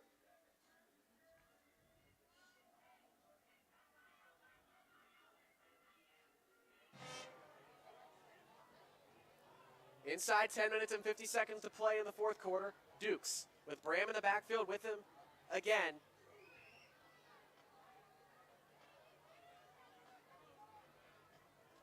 Motions a man, running as much time as he can. Pitches it to Bram. Bram running left. Slips and he's brought down. Short of the 5-yard line at about the 6, so a loss of 1 on the play. Tackle for loss. Swing it out to Mullinex, who's going to put a couple moves on, lower his head, drive to just inside the 20-yard line. As we approach 4 minutes to go here in the third quarter. A big third down upcoming here for the It's Warriors. going to be 3rd and long here, about 3rd and 15 here for the Warriors. On that first down, The 6, a yard shorter than where they had 1st and goal. Dukes once again with Bram in the backfield. The give goes to him. Bram trying to bounce off tacklers that time. He gets driven back at the 5, maybe the 6. Once again, no. Hands it to Noah Thomas. Noah Thomas on the carry. Noah Thomas doing it all tonight, putting in the work. But there will be a holding, and the Cardinal Mooney offense will move back. Cardinal Mooney.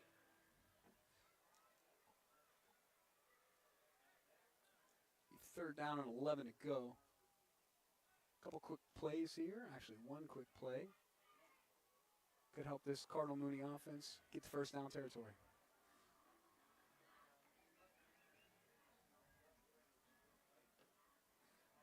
See what this Cougar defense can do. You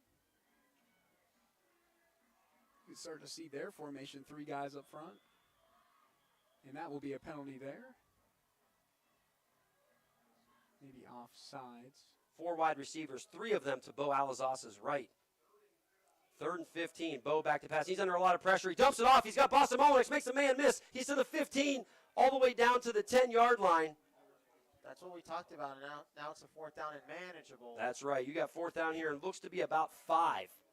So that is a huge gain there. And I tell you what, again, Bo Alazaz was patient. He was under pressure from the get-go, was able to dump it off to Molnix underneath for a nice gain. So here it is. 4th down, it actually looks to be about... Roll out of the pocket. Getting chased down. And there's a flag on a hold. Still running out. Yeah, 2 by the training staff on the sideline, but back on the field. 3rd and goal from the 5. Maybe just shy of the 5. For Struthers, a couple of plays to punch this one in. Looking for a big-time touchdown here following a 4th down stop. Dukes to throw it. Oh, incomplete. A pass short of the intended receiver, number 10, Candice McLeod. And a pass that had a chance to be picked off there by, it looked like, Justin Cox. He was the man who tried to dive at the last second and pick that one off. Would have been a tough play to make.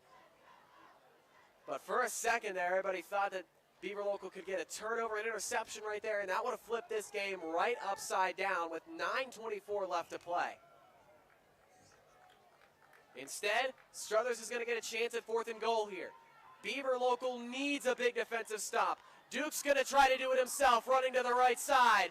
Dukes brought down out of bounds at the 5, so the Beavers get a defensive stop. They stand strong.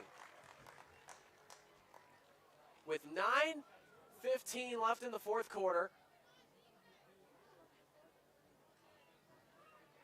The 4th and goal attempt is thwarted by the Beavers defense. They'll have a long ways to go, but they've given themselves a chance in this game.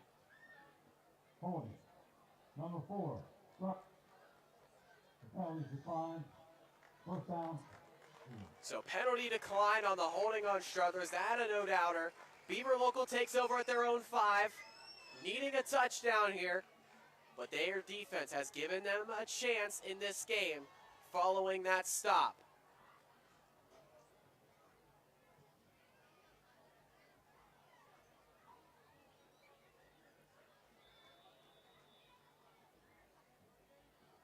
So here's that offense with almost the length of the field staring them down. 95 yards to the end zone. Working out of the shadow of their own right now. Klein in the shotgun takes the snap from his own goal line. Over the middle, quick hitter. Heddleston makes the catch, absorbs a hit as well. That's a couple of times tonight Keaton Heddleston has made a catch, taken a big hit within a fraction of a second of hauling it in, and has been able to make the catch through contact. Heddleston showing off the hands, and that's a big play there. Quick hitter that goes for about 15, maybe 14 to get them out of the shadow of their own end zone. Ball at the 20 now for the Beavers offense, which may work with a bit of a bigger sense of urgency inside 9 minutes to play and down by 16. Clyde takes the snap, looking to throw, pumps, fires over the seam, just out of the reach of the intended receiver.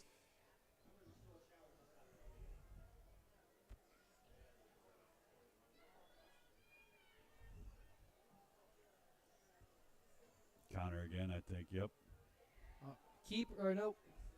Off to Ewart, and he's going to keep pushing. Touchdown. And a good push by the line brings him in for the touchdown. Yeah, that's a good run by Ewart. Good power by the O-line. So Ewart powers in, and it makes it a 34-7 game.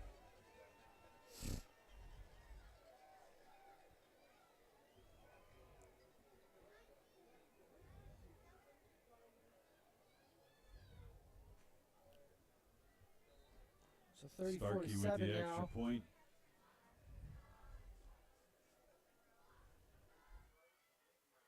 Trinetti already has one interception for him. So we'll see what happens here. A nice give there. Picks up 2 yards.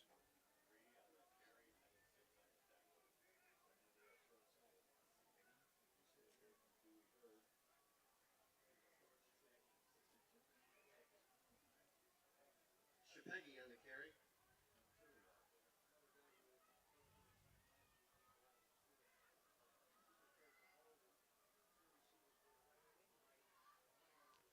We'll see it again. 2 wide receivers lined up. Nice little formation. There goes Trinetti again. That is batted away by number 0. Kingston. Switch over to All right, first final in the books on a Friday night. It is your Camel Memorial Red Devils, 30-0 over St. Thomas Aquinas. So put one in the books for the Red Devils as they go and start the season off pretty good. Got to like that. More on the Audible Call coming up for you. Lots of good games. West Branch, Canfield locked in a good one. Mooney down 5 in theirs. Fitch has everything under control. South Range flexing their muscles. Lost all those seniors, won a state championship. The bullseye still big on their back, and they don't care. Right now we're at Beaver Local, and they're not going to snap the ball. So we're going to flip over. What do we got on 1? Let's go back over here. What's 3? So when What's I 3? come over here, I lose everything I got Wi-Fi. We're good. We're good. 7 right now. Division 5 state champions. Yeah, South Range D5 state champ. Springfield were D6 runners-up just a couple years ago. I think back-to-back years they were state runners-up. Yeah, you're right. They had some really, really great years there. They were really. That Brungard, he's a quarterback for Youngstown State. Oh, is that who that? Okay. Yeah, you got a kid that plays at a Division I college quarterback. You're a small school. They play a high state this year. I wonder what the spread is on that. I don't know. I'm picking Youngstown State. I mean, give me the points. Probably 50. Plus 55. Yeah. College spreads are too high.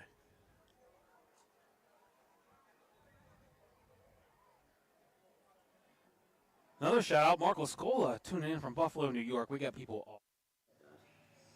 Mikey, we got a final here as the spinning wheel of death shows us, but it's Poland 38, Salem 6.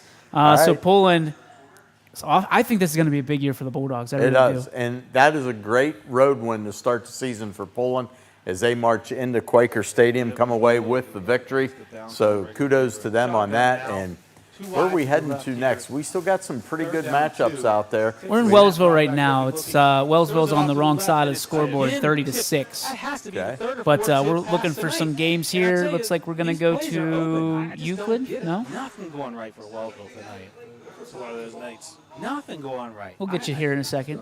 They can't get a break at all. That was a nice pass. Stay with Gary Altizer and Jason for a minute. And guess what, buddy? The pizza's here. And they sell taste one bite at a time at Bellaria, the new sponsor of YSN, by the way. There you go. Love We're that. excited. Usually everybody scatters at a pizza as soon as it comes in. Remember I was saying it? Tonight That's it. nobody moved. Everybody's just like, oh. Oh, McNuggies. No? Yeah? Do a little DVRing? Here we go. We'll show you a touchdown, it looks like. The ball away from Taylor Johnson. Nice pass break up by Capelli. That's the second time he's gotten a PBU tonight. So clock stops with 7:32 to play. Second and completion of the drive, and it's still 2nd and 15 for the Beavers offense. Now they can take a bit of a breather. Make sure they get this play in.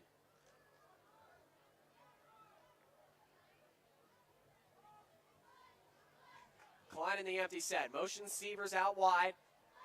And he takes the snap, rolling left. Wants to throw this one. Now Set's going to try to work back. Cuts it in. And he's sacked. Big loss as Klein tried to work out of a sack. Not able to. He's brought down at the 25, and now the Beavers staring down a long third down.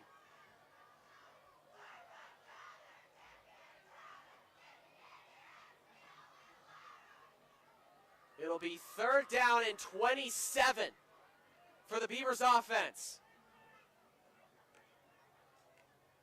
7 minutes even to play in the fourth quarter, and the Beavers at this point, they just got to get about half that yardage here, and then half of it on fourth down. It's an obvious go-for-it situation for the Beaver local Beavers. Klein rolling right. See what they got here. Fires a deep pass for Taylor Johnston. He caught it for the first down and way more. One man to beat. Johnston out of bounds. He got pressure off the right side. Fires across the middle. Caught. Touchdown. Warriors. Anthony Perry. Again with another crossing route, Michael. You brought it up earlier that it was successful, and we see it again for another Warrior touchdown. Alisas just a dart across the middle. And no doubter, Anthony Perry, enough speed to get into the end zone. And we got a ball game here, Chuck. No doubt about it, Michael. We have got a good one cooking now. That'll make it 24-19 before the extra point. And those one-on-one slants are absolutely tearing Canfield up right now. And that's what happens when you try to bring the pressure a lot and you're trying to go one-on-one. You're forcing your corners to be out there on an island. As we go for there, so snap is high. Boston Molinex actually pulls it down. He's going to try to run it, and he ain't going to make it. The snap nearly went over his head. Did a decent job of catching it. So that's going to leave the score at 24-19. So we got a 5-point game. To the right side, to the left side. But as of right now, you see Noah Thomas just go straight up the middle. And that's been helping move the chains for the Cardinals.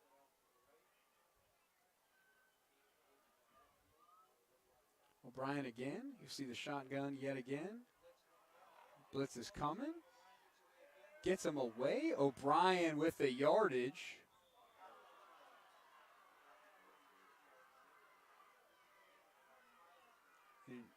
Injury, and we will be right back.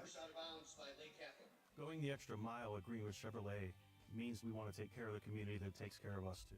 Before the lights come on, before the workday begins, before a long day is Down to the 41.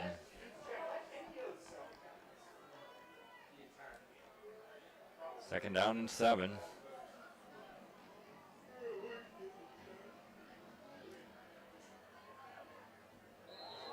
And there's a penalty before the snap.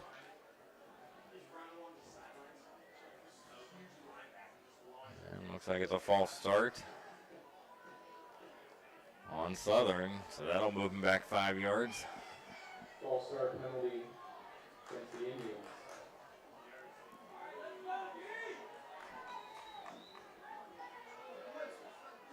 Makes it a second and about 12.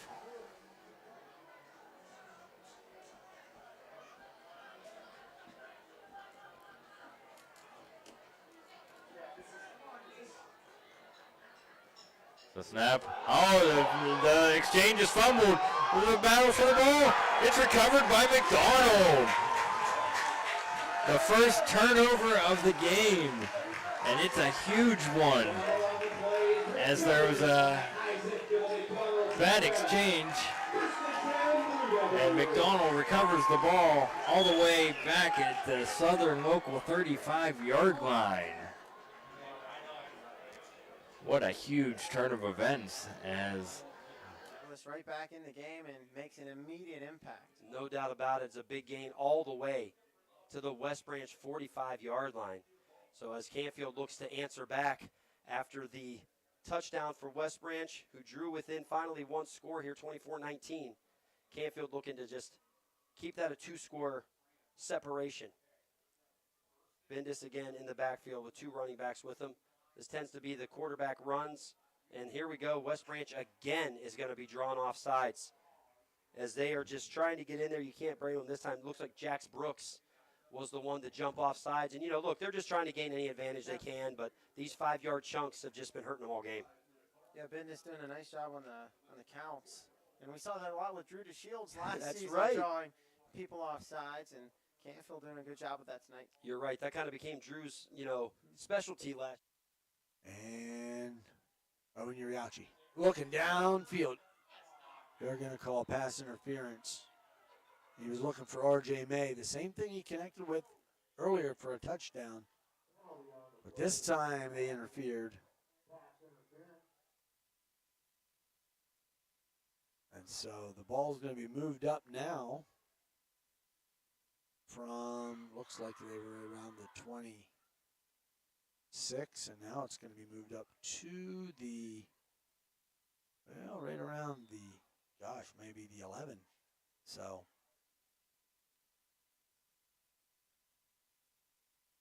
4:22 remaining. 1st and 10. Handoff to Lip. Lip finds a seam. We're going to keep running to the outside and waltzes in the end zone. So Jesse Lip with his first touchdown of the night. Go. West Branch again is going to be drawn off sides as they are just trying to get in there. You can't bring them this time. It looks like Jax Brooks was the one to jump off sides. And, look, they're just trying to gain any advantage they can, but these 5-yard chunks have just been hurting them all game. Yeah, Bendis doing a nice job on the counts. And we saw that a lot with Drew DeShields last That's season, right. drawing people off sides, and Canfield doing a good job with that tonight. You're right. That kind of became Drew's, specialty last year of getting those teams to jump. And right now we are the culprits. So now 1st down and 5. And we got another. And that's just going to give them a offside first penalty. down. This time looked like they were sending Nick Love on the blitz, and he was just chomping at the bit. And for those who don't know, in high school it's a little bit different here. If you cross that line of scrimmage there at all, it's not like the NFL where you got a chance to get back before they call it. You cross that line, break the plane, they are throwing the flag. So if you're wondering why they're getting them here, it's just all it takes is the slightest bit of movement or the slightest bit of crossing that line. So Bendis in the shotgun. He will hand it to Inglis, who's got plenty of room off the right side. Big hole, and he is gone. Nobody near him, untouched. My goodness, you could have drove a truck through that hole. Touchdown Canfield. That's going to make it 30-19 before the extra point. Big hole, and Danny Inglis takes that one to the house. You can see why he's committed to Iowa State. No doubt about it, and he had all the room in the world there. That thing just opened up, and he had nothing to do but just put his one foot in front of the other and take it the distance. 9 minutes and 30 seconds left in the ball game, and now Liberty driving here. They're down in the red zone at about the 7-yard line. He's going to take it. And he gets dragged down. Puts him back to about the 9-yard line. Second and goal. Patrick Fagan in on that tackle. Edwin is not lefting here. They're just going to keep going here.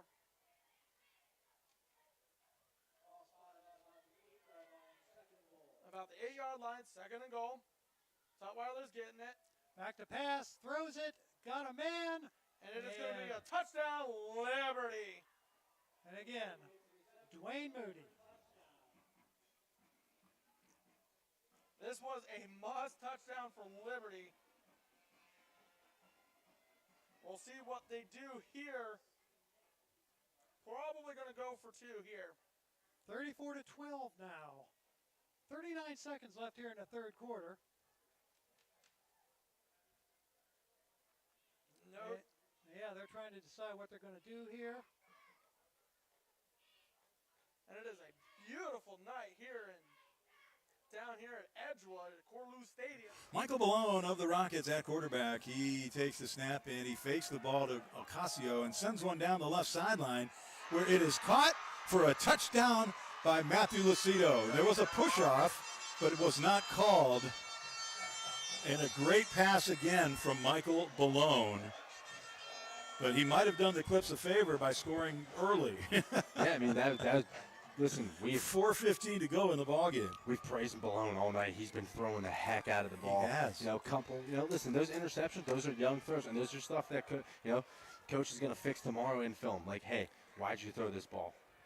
Yep. Just hey, put your head down, try to get 5-6 yards out of it, and have yourself and call it a day, you know?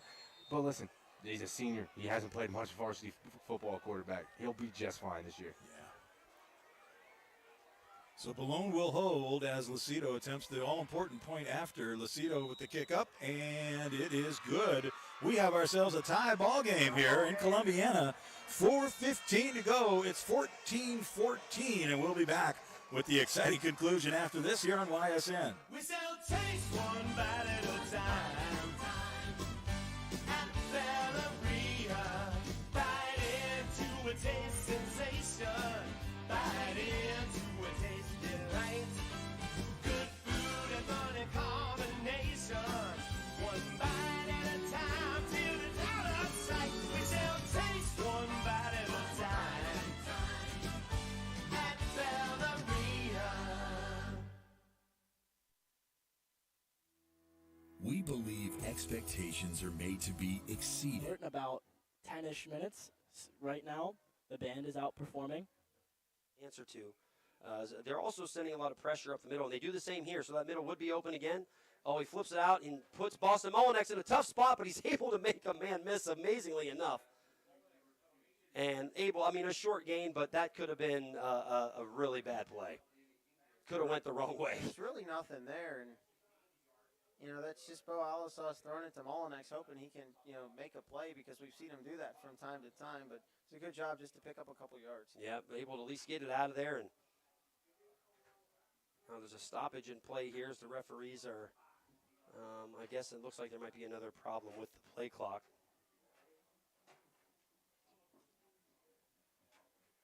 Wait to see what's going on here. Yeah, it looks like they're trying to get something adjusted here with the scoreboard.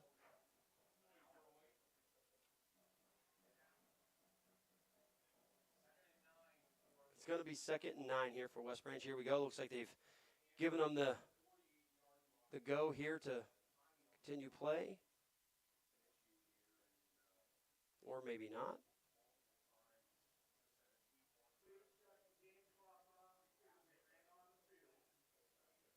So they're saying now they'll handle the game clock on the field. So again, they must have just had another issue with that game clock, and therefore I think they've just had enough dealing with it. So they are going to keep the clock on the field. Alizas fakes the handoff. He's looking, fires over the middle, waited late, and almost intercepted as he threw that very late over the middle, tried to hit Anthony Perry. Yeah, that was a dangerous pass. Dangerous pass. Really nothing there again. Tyler Scherer nearly came up with an incredible interception. The ball was initially tipped and fell on the ground and almost still almost got it. So West Branch catches a break. 3rd down and about 9. Do my best to keep you up on what time is left, but the game clock is not working on the scoreboard, so we don't have any way of really knowing how much time is left. And now you try to set up a screen pass. He faked it to the left. The Boston Molinex went back to the right, and they had that thing read like a Sunday morning newspaper as they threw it to Anthony Perry for a loss of about 1. West Branch probably going to go for it here. Oh, yeah, I believe. Yeah, you're definitely in go-for-it territory here. 4th down and about 11. Because the way Canfield holds the football is we have an injured Warrior down on the play. Yeah, tried to make it to the sideline and wasn't able to. Looked like that was maybe Brock Boyle for the Warriors who went down. So 31-19, Canfield on top. I don't know how much time is left. We know we're under 8 minutes, but with that, the game clock is all we got. So as they tend to the injured Warrior, we'll step away here.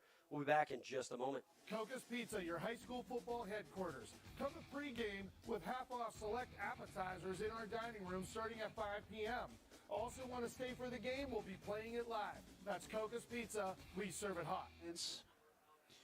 But they were allowed Tyon Flowers to just get too wide down deep, and that's where the score happened. And here comes the 2-point. We'll see if O'Brien connects it, and he does. The 2-point is good, and that will be completed. Your score now is 28. Lake Catholic 26. will be 29-26.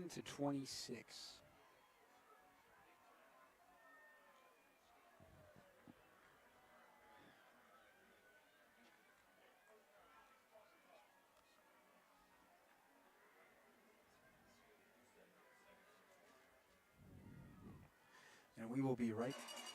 That might be. He might just want to take it, like you Yeah, said, there you go. take his chances in overtime, maybe. No, he's going to take it down. He wants to get a timeout. Listen, with the way the game's going, I would, if I'm the coach, I want to punt the ball. Yeah. But, listen, you got the kicking advantage here. Wow. Yeah. That's a tough one, man. Yeah, well, we're going to keep it here right now. Yeah, let's talk. There's a lot of possibility. You're looking at 4th and 1, and it's a good one. Well, yeah, solid 1 yard they need for the first. And listen, we haven't seen a good lateral run game. The only lateral run game I think that we could see right now is you're going to get Surjanovic coming around the outside.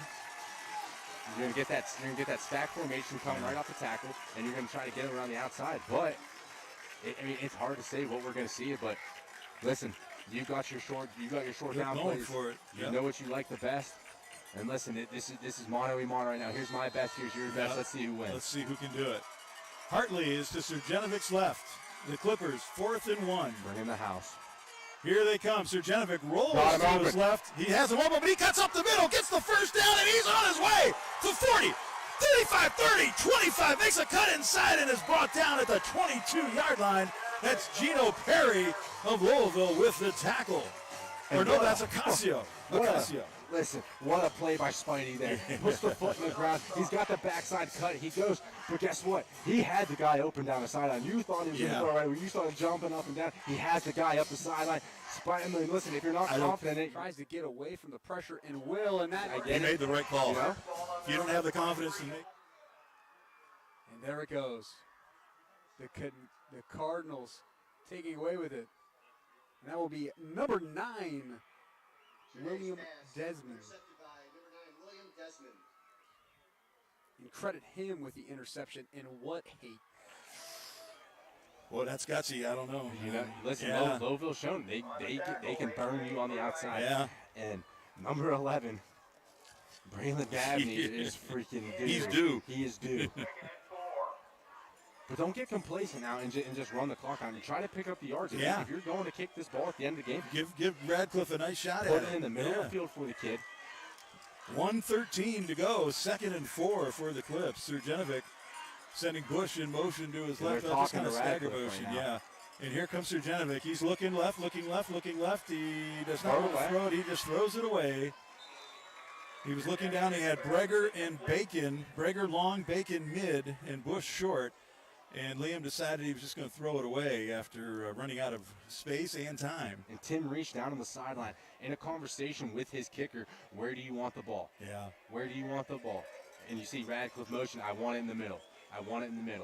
So guess what? They're going to run. They're going to run this. They're going to get it to the middle. But Louisville's got a timeout, so I'm going to assume Louisville's going to call a timeout, give themselves a chance. Yeah. But if they want what they can do, I believe Louisville's got 2. Yes, Louisville does have 2. In high school football, you can call back-to-back timeouts. Mm-hmm. So you can ice him not once, but you can ice him twice. Well, here we go. 59.8 seconds, 3rd and 4 for the Clippers. Surjanovic hands it to. Oh no, he keeps it. He kept it. Stayed to his right. Timeout. There it is. Louisville wants to. And going deep here for the end zone, and that one's going to be broken up, incomplete. And wait, no, he came down with that. Really hard to see from here. And Balestrino with the catch there for the touchdown. And that was actually Owen Shingledecker who threw that one. He came in to play quarterback on this drive, and he delivers here for the Rams. 63 yards downfield, 8 seconds left to go. 27-22 lead here for Mineral Ridge.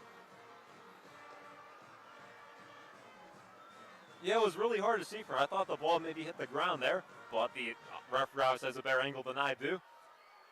Balestrino with the 2nd touchdown reception this game. And they're going to go for 2 here and make it a 7-point game.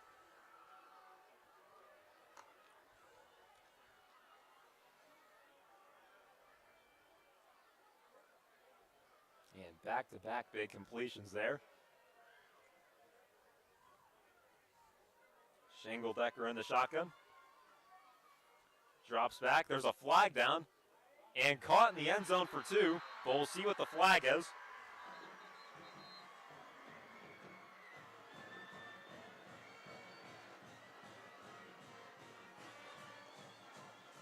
Rams crowd is fired up. Still trying to figure out what the penalty. A little over a year, I guess. So here come the clips.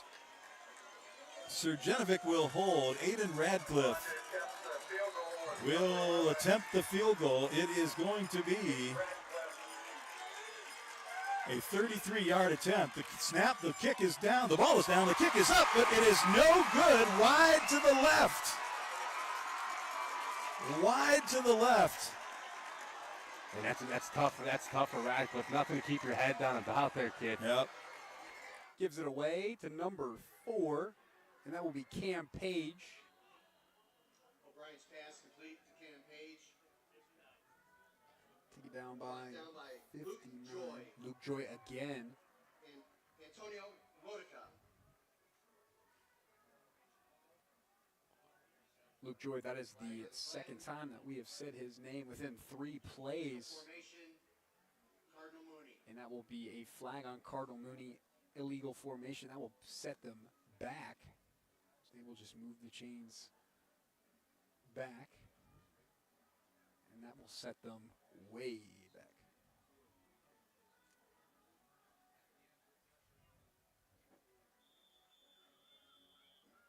So 3rd down and 20 looming.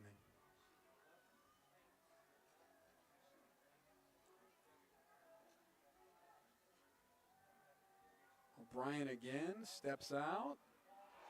And that was intercepted by the Cougars. O'Brien's pass intercepted by number 5. Lake Catholic Cougars. Ace Peterlin coming away with that number 5. Solomon offense, but guess who? He's making a play on defense. Making plays when it matters, and for the Cougars, this comes up big. What a big play by Peterlin. And the momentum is now shifted to the Cougars. That is what they needed, and that is what they received. And we'll be right back with a short commercial as possession changes hands. Going the extra mile at Greenwood Chevrolet means taking care of our local customers. Realizing, number one, that we're here for them. To do anything that would convenience the customer. And every day I'll go the extra mile so they can trust us. That's what going the extra mile means, only at Greenwood Chevrolet. And we are back. Here come the Cougars. Peterlin tried to get number 5 to Ace Peterlin. Ball's incomplete.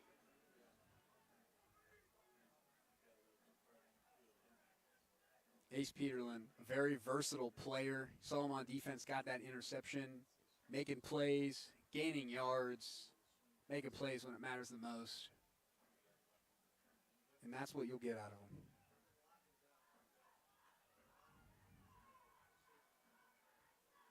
Cougar offense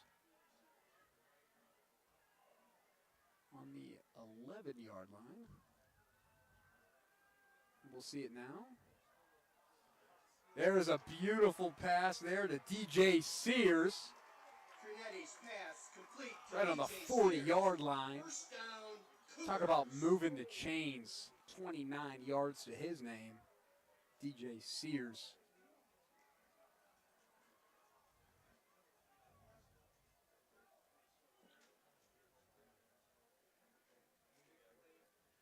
Frankie Trinetti. So it was a nice throw there. But there is a flag.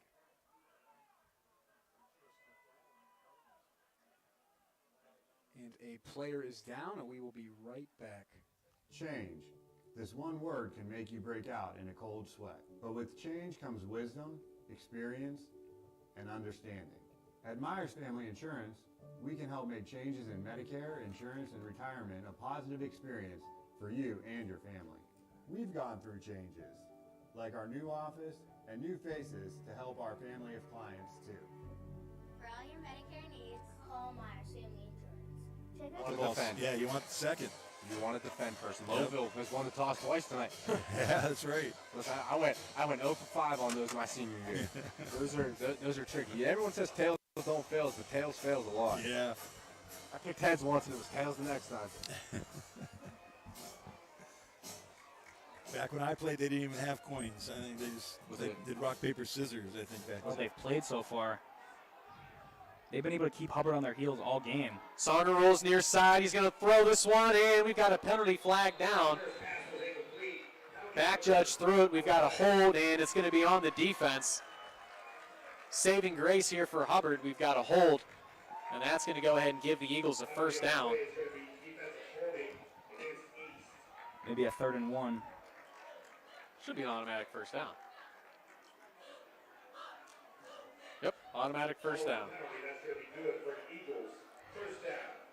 So 5-yard penalty. Oh, actually 10-yard penalty and an automatic first down. Hubbard now to the 20-yard line. 5:22 remaining here. Hubbard with another chance in the red zone. I'd like to say this is their 2nd or 3rd chance, and all it shows for it is a field goal from Caleb McKay. I think it's their 4th. Songer brings Odom in motion, takes a snap, looks to go straight left. Nothing going over there. The outside runs, you've got absolutely nothing on the edges. Hubbard keeps trying to go for it. Coming up with a huge tackle that time is Tyrese Davis. Davis, we saw him go down earlier with some cramps. Looks like he was able to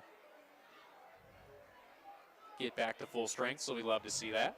Looked as though all the Bears injured players have come back. No one's on the bench getting worked out anymore. So if East gets this ball back, it looks like Blackman will be back under center. I don't think so. I see his jersey and shoulder pads sitting there on the bench. At this point, he may have left the ball game. Songer in the shotgun. He's looking. He's rolling. Near side. Eyes downfield. He wants to tuck it and run. And he's brought down right around the line of scrimmage again. Songer gun shy after throwing those 2 picks early. Another injured Bear. Looks like it's going to be another cramping situation here. 4:25 left. Down in overtime. It's 1st and 10 for the Clips from the 20. Sergenovic. Hartley next to him. Sergenovic fakes it to Hartley. He's running around left. Got room. He's to the 10, to the 5, over to the goal line. Did he get in? Did he get in? Yes! Touchdown, Columbiana. Liam Sergenovic takes the first play of overtime. Really the biggest explosive play tonight for the Clippers. Gets that left side. Louisville, it comes back to bite them in the butt. They pack it in. They're packing it all in. They were expecting that up the middle with Hartley again. And Spidey, the MVP of this game. If they go on to win this game, he is the MVP. That kid has played his heart out, and he has done some special things tonight on this field. I'm with you, Hop. Liam Sergenovic, a 20-yard run on the first play of overtime for the touchdown. And the Clippers will attempt the extra point. They had one person missing. He joins the fray, and now Aiden Radcliffe will attempt the extra point. The snap is down, kick is up, and the point is good. All of it's good now if you're Aiden Radcliffe. Yep. You saw that next one go through. Yep, that's good. So the Clips strike first and strike hard. 7-point. 3-step drop. He's looking down the field. He's got pressure in his face, and he's going to be sacked. And for another huge loss, and coming away with a tackle that time, it's Thomas Davis. And that definitely puts the Eagles out of field goal range, even with Reinhardt's leg. Yeah, unless Justin Tucker's coming out of the tunnel, I don't think Hubbard's in field goal range anymore. And it looks like they're going to bring out the punt unit. Hubbard's best option at this point, with how bad the offense has been, is to try and pin the Golden Bears deep. They've got a man wide open at the top of the field right now in Rome Odom. No one's heading over there to guard him. Looks like it'll be a late send. Songer takes the snap, punts this one high. He's trying to coffin corner it. And he does. It takes a, oh my goodness, a beautiful kick out of bounds there. So the decision to punt pays off for the Eagles. Hubbard is definitely going to have to try and win this game on the defensive side of the ball, as they did just pin East down within their own 5, but yeah, the ball being marked at the Golden Bear 4-yard line. And without Andrew Blackman in the ball game, you'd have to think that right now you're sending the house to try and get tackles for loss, force a fourth down. And I mean, I don't want to get too far ahead of myself.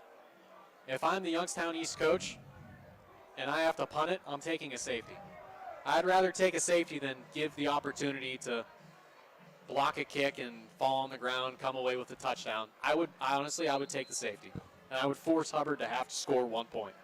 Run a little bit of what happened in the Super Bowl between the Ravens and just hold. safety. Just hold on.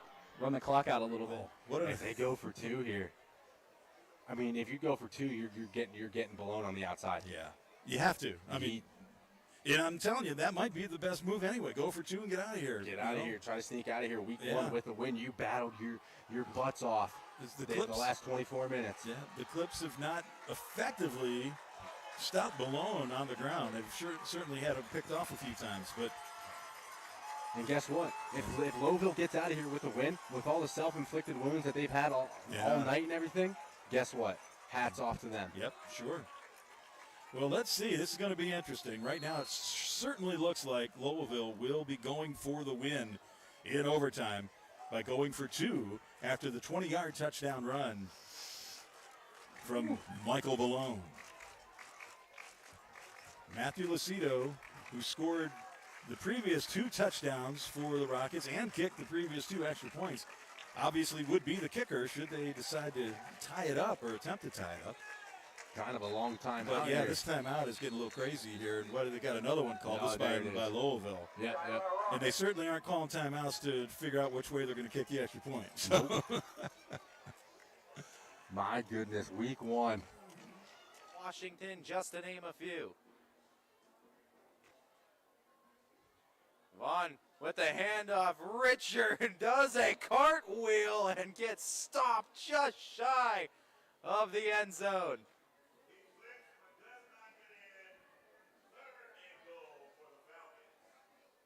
Now the question is, do you opt to go with a little bit of trickery here, or do you go with a play that everyone's expecting, trying to get that freshman a touchdown to have him pay off all that hard work he did to get you here?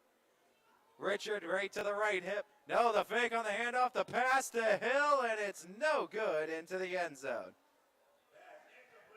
Corner of the end zone. Louisville Rockets going for the win. 2-point conversion in overtime. The snap to Malone, rolling to his right, looking into the end zone, looking. Clips need to get somebody over. Max Conway is over there. He attempts to make the tackle, does not. Malone finally throws the ball up in the end zone, and it is caught for a touchdown. Unbelievable. Louisville with the win in overtime. We're trying to see who caught the ball. It was, oh my goodness. Lucido. Was it Lucido? Oh, heartbreak for the Clippers. But jubilation, elation for the Louisville Rockets as they convert the 2-point conversion to win the game in overtime. Wow, Ballone initially rolled to his right, came way back to his left.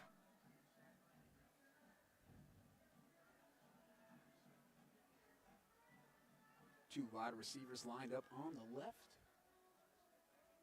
Comes O'Brien again, hands it off to Noah Thomas. Aiden Page, excuse me. On the carry, Josh Styles with the tackle.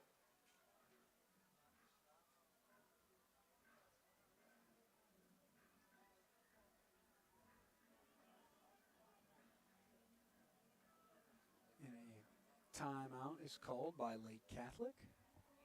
And we will be right back with 2 minutes and 57 seconds left as Cardinal Mooney leads by 3. You know, being able to have success on the football field and the basketball court and just every aspect of, you know, my sports career is now documented. You know, one of the greatest. This game would have been over.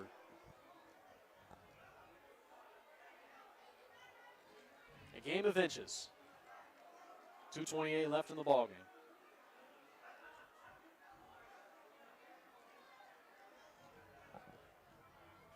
They'll come out in the same exact formation. They've got room for the quick passes again. Songer, 3-step drop. He's looking, he throws deep towards the end zone. Almost picked off by number 3, Brashawn Bowie. Yeah, nothing going that time over the head of Odom.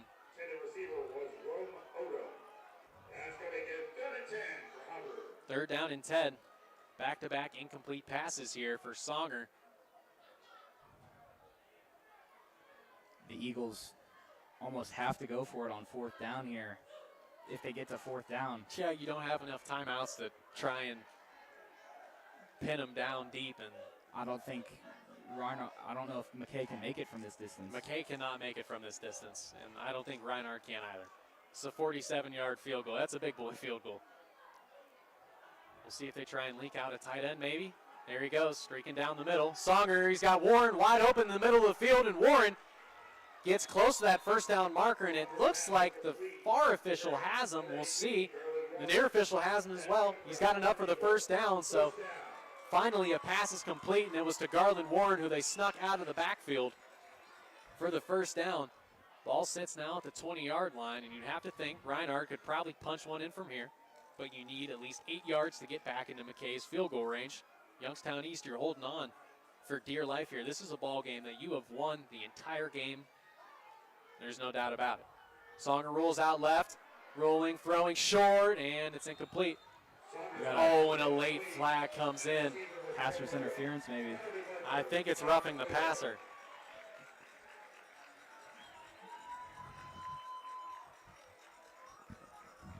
Wow. That wasn't a roughing the passer. That was a targeting call. The fist of the helmet is targeting. Have to assume he led with the crown of his helmet. Yeah. Oh, my goodness.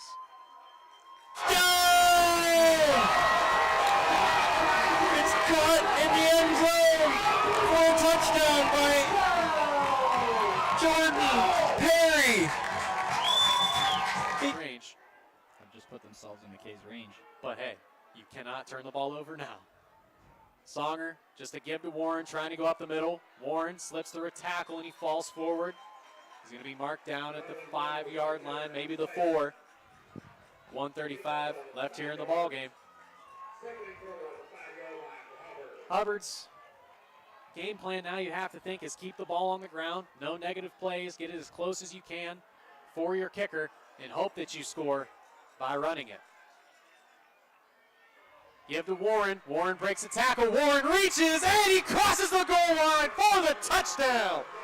Garland Warren punches it in from 5 yards out, and the Eagles have taken the lead back for the first time since there was 5 minutes and 58 seconds remaining in the third quarter of play. Took them about 47 minutes of this game to finally put up a touchdown.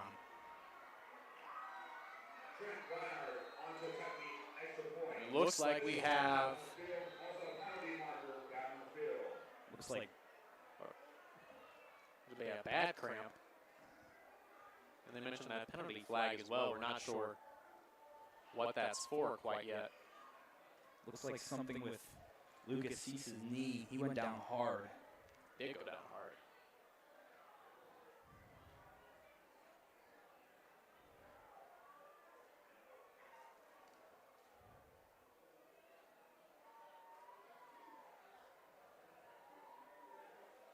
To see what the penalty flag is for. Cease really hobbling off the field.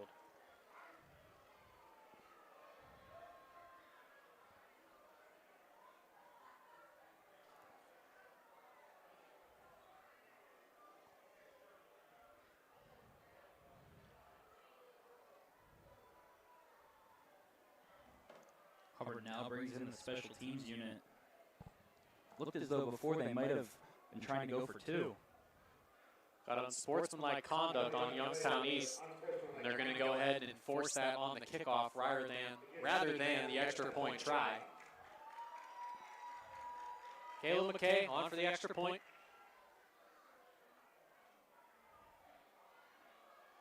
Snap, hold, kick up, and he's able to sneak it in. That upright kick is good, and Hubbard takes a 4-point lead. If East has any shot of winning this game, they're definitely going to have to score a touchdown here. They have no field goal kicking unit. Hubbard just needs to play this the right way, and they come out with the victory.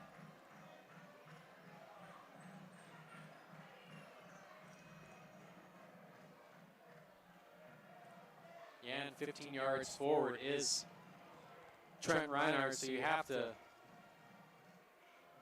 see if he's going to try and, well, if it's me, you're just destroying it out of the back of the end zone here. No games, no nothing like that. You want to punt this. You want to punt this one all the way through the back. Give me a touchback. Force Youngstown East to have to go 80 full yards with their backup quarterback. Last time Reinhardt kicked off. Yeah, a huge return. What, an 85-yard return, I believe it was. Put East on the Eagles' 15. Reinhardt will be pushed forward all the way to the opposing 45-yard line.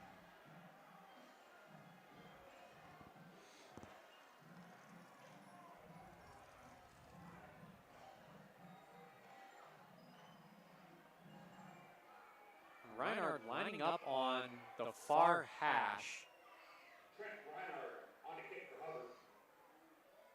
Believe he lined up in the middle the last couple of times. Reinhardt going to line up on a hash here.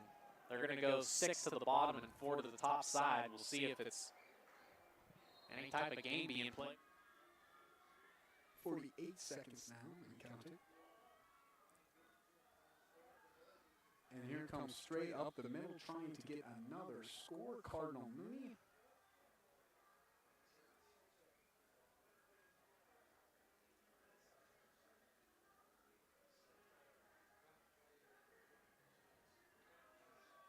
There was Noah Thomas on the carry, number 11.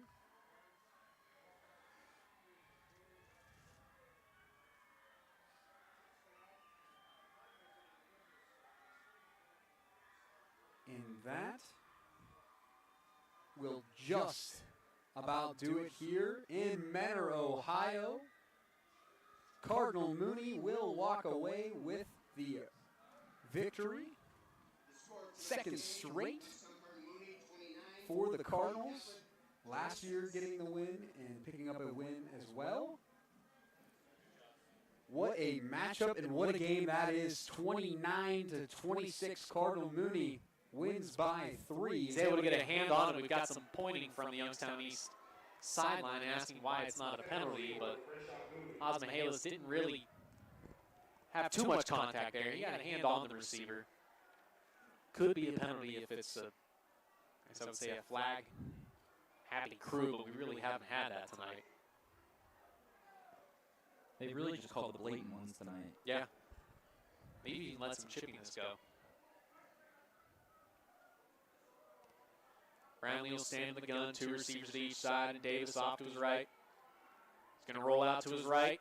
Goes towards the far sideline, and that ball was, they're going to say, not hauled in by Jose Castro. Jose Castro going to be a key part of this drive for East here, as earlier in the game, he was the main target of Andrew Blackman.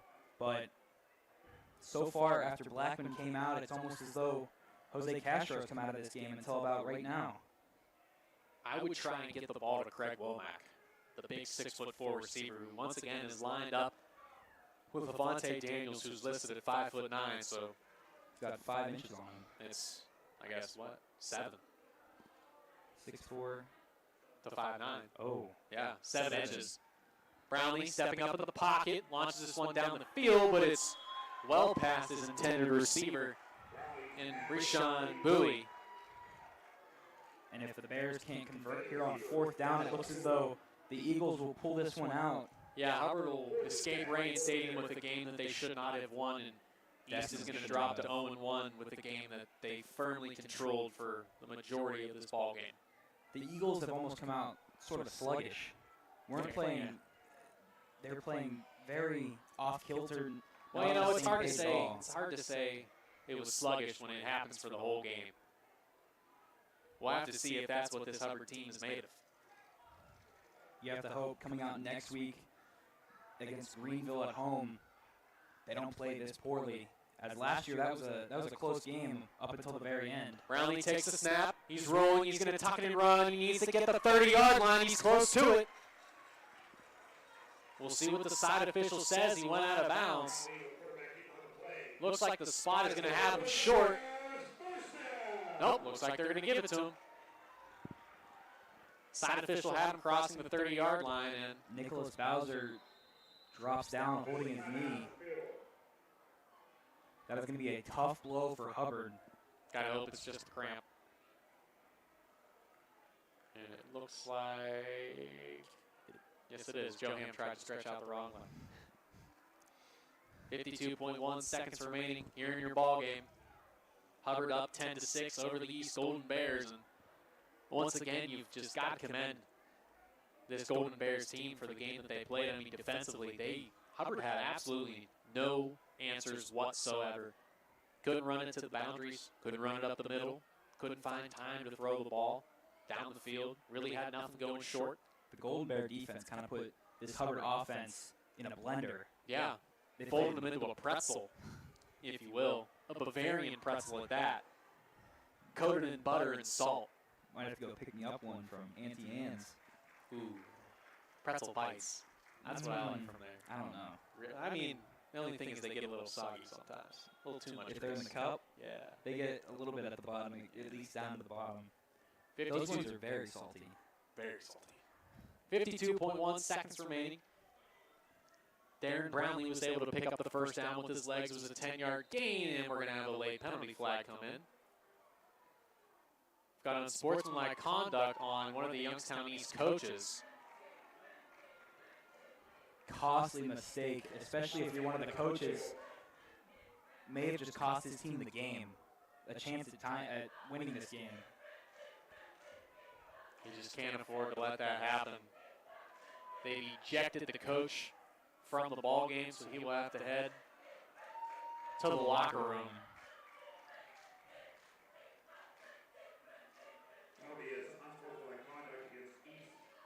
One of the refs talking to what looks like head coach. No, it's one of the assistants.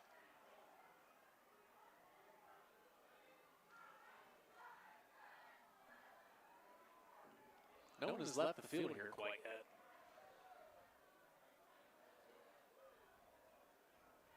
Did he throw him out? Yeah, the official gave him a, "You're out of here." Trips to the top. Brownlee in the gun. First down and 25. Throws one over the middle, and it's caught in stride by his receiver. He's going to be brought down to the 35-yard line. Brownlee able to find Bowie in stride, and it's going to be 2nd down and 5. Hubbard kind of just in prevent right now. Keep him from blowing the top off. Keep everything in front of you. Brownlee bobbles the snap. He's looking, he throws. And it's caught by Bowie once again, and the penalty flag comes in. Looks like the officials think Odom got there early, and Bowie was still able to haul it in. And the penalty flag is enough to go ahead and stop the clock. That was a personal foul. Hubbard's defense crumbling here. He just gave the personal foul signal. Was that on Rome Odom? That would be on Rome Odom. And if that's a personal foul, it's 15 yards. That would give East what Wow. looks like. Personal foul against Hubbard. That penalty is going to be declined. Okay, they declined the personal foul, so you don't get the extra yardage tack onto it. East looks like they have 3 downs here to go for the end zone. 24.3 seconds remaining. Golden Bears out of timeout. Brownlee looking down the field. He's going to step up and run here, and Brownlee's going to slide down. Will there be a penalty flag? Looks like no. And now we've got a Golden Bear saying that he's cramping. If he cramps, it's a 10-second runoff. They've got 10 seconds left. They've got one more shot at the end zone here. Looks like they're going to go ahead and take it. This is your ball game here. 5 seconds left. Brownlee takes the snap. He's looking down the field. He launches it. It's going to be well short. Bowie's going to catch it, but the ball game is over. The clock strikes 0, and Hubbard escapes this one with a victory, 10-6. The Hubbard Eagles played very poorly tonight, Jamie. Played about as bad as you can, but they somehow won this ball game. Youngstown East, they played a good one, and unfortunately for them, it feels like injury. Honestly, injury is what lost them this ball game. I'm going to go ahead and say if Andrew Blackman's on the field, Youngstown East won this game. If he's still in the game, he's probably the player of this game, but even him coming out, he still has the player of the game, and Thomas Davis, he played a great game in the backfield. It's an unfortunate ending here for the East Golden Bears, but you have to believe that this is something that they can go ahead and build upon. I mean, you just lost 10-6, a game that you really should have won, and you just got to hope that this can be a building block for them. Absolutely. Zach, anything else? Final thoughts on the game. Go ahead and wrap it up. I hope Hubbard can play. They'd have to play way better next week to be able to contend with Greenville, I'd say. After what happened last year, I'd say the Hubbard team last year was better than the Hubbard team this year by a long margin, and the Hubbard team last year barely won. We won by 1 point. We'll have to see what Greenville has in store for the Youngstown East Golden Bears. Unfortunately, they do drop to 0-1, but they'll have another shot to get back on the right track next week as they take on East Cleveland Shaw. That's going to do it here from Rain Stadium in Youngstown, Ohio. Your final score here tonight, the Youngstown East Golden Bears 6, the Hubbard Eagles 10. Hubbard sneaks out of this one with a victory in a game that Youngstown East should have won. I'm Jamie Thompson for my partner, Zachary Svensson. Thank you and have a good night. YSN thanks you for watching this presentation of your sports network. For stories, stats, and more, go to ysnlive.com.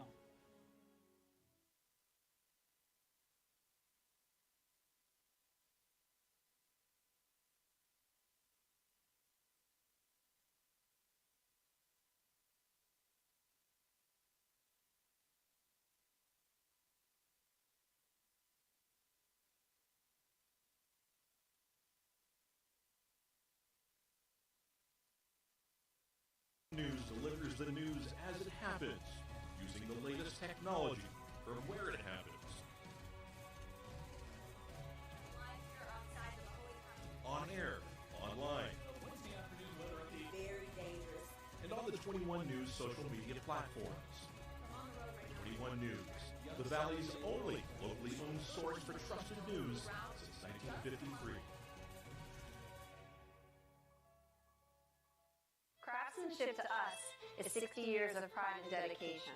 Passed down from generation to generation. The hardwood floors that your kids take their first steps on. The solid wood doors you quietly close at night. The things we create day in and day out are the products that end up turning your house into a home. At Baird Brothers Fine Hardwoods, uncompromising quality and craftsmanship built our business. And it will keep us moving forward for generations to come. Going the extra mile at Greenwood Chevrolet means we want to take care of the community that takes care of us too. And we have to work together always. And that's how you stay in business for 40 years. You know, I love being a helper because when I help somebody, it makes me feel good. It means a lot that I can make a difference in others' lives. So I will do everything I can and just being there for them every step of the way. I want them to know within the first 5 minutes that they could depend on me. That's what going the extra mile means, only at Greenwood Chevrolet. Before the lights come on, before the workday begins, before a long day is ended, or it's time to have fun, it all starts with the people at Joe Dickey Electric.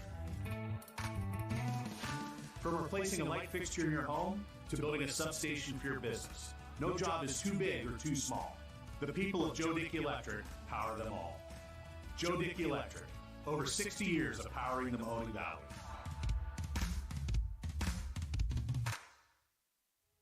Hi, this is Zell Bush. Hi, this is Tom Flynn. Hi, this is Steve Rossetto. Hi, this is Ryan Miller. Hi, this is Rich Sakui from WRS Wealth Advisors. With our combined 80 years of experience, WRS Wealth Advisors are the area's premier wealth and retirement specialists. Call 330-965-0370 to learn more about our individual and corporate financial planning services. Or visit WRSwealth.com. Go Raiders. Go Dogs. Go Cats. Go Dogs. Go Tigers.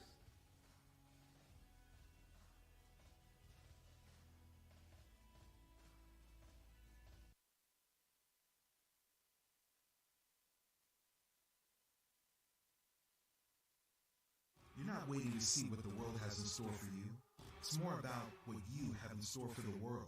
All you need is the opportunity. All you need are the resources of a large university and the advantages of a personalized academic setting, where you can experience new worlds in the arts and sciences, business, and education, and make them your own. We are where you shape your future.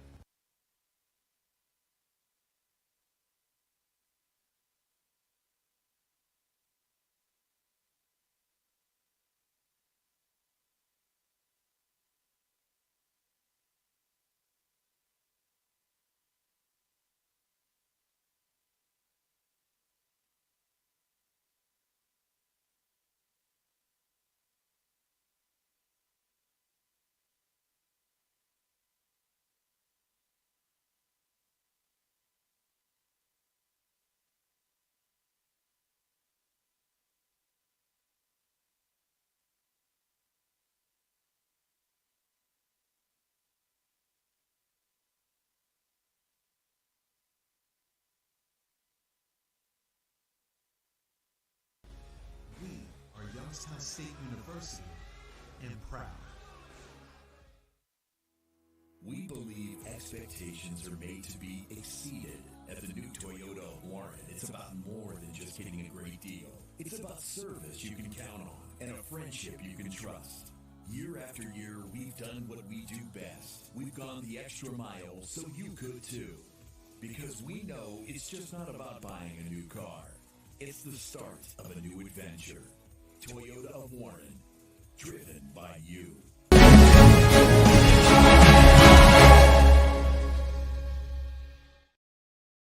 Joe Dickey Electric Scoreboard. First week of the Audible Call in the books. Still got one game going on right now, but I'll tell you what. Week one, wow. We had some teams that come out and said, all right, here we go. We had some teams that won late in the fourth quarter, had one overtime game. That's all you can ask for. I mean, just some great football around the area this evening, and I love it. I mean, what a way to get things moving and grooving here at YSN in our new digs at the Athletics. I mean, unbelievable, right? This is about as good as it gets. You know, like we talked about, anytime that you're like the football team, some of these football teams tonight, the first five, complete chaos, and then all of a sudden it's you calm down, you get yourself under wraps a little bit, a little familiarity, and then you go from there. We saw some teams that struggled tonight. We saw some teams that we thought would struggle, didn't struggle, and now we're 1-0. And we saw some teams that we thought would be really good that are going to have to go back to the drawing board and look for week 2 for some answers. Well, it's a great week, and every coach will tell you this. This is your first real live audition, and some teams passed it, some teams failed it, some teams struggled. I mean, Hubbard, I'm sure they're looking at their game going, wow, we survived. I mean, they got out of East, and that game was ugly. Jamie Thompson texted us at halftime, 102 yards combined and 6 turnovers. And as soon as we flipped it on, we had a 7th turnover right in the third quarter. So you look at that. If you're East, you got to be happy the way the defense played. But the offense, where was it?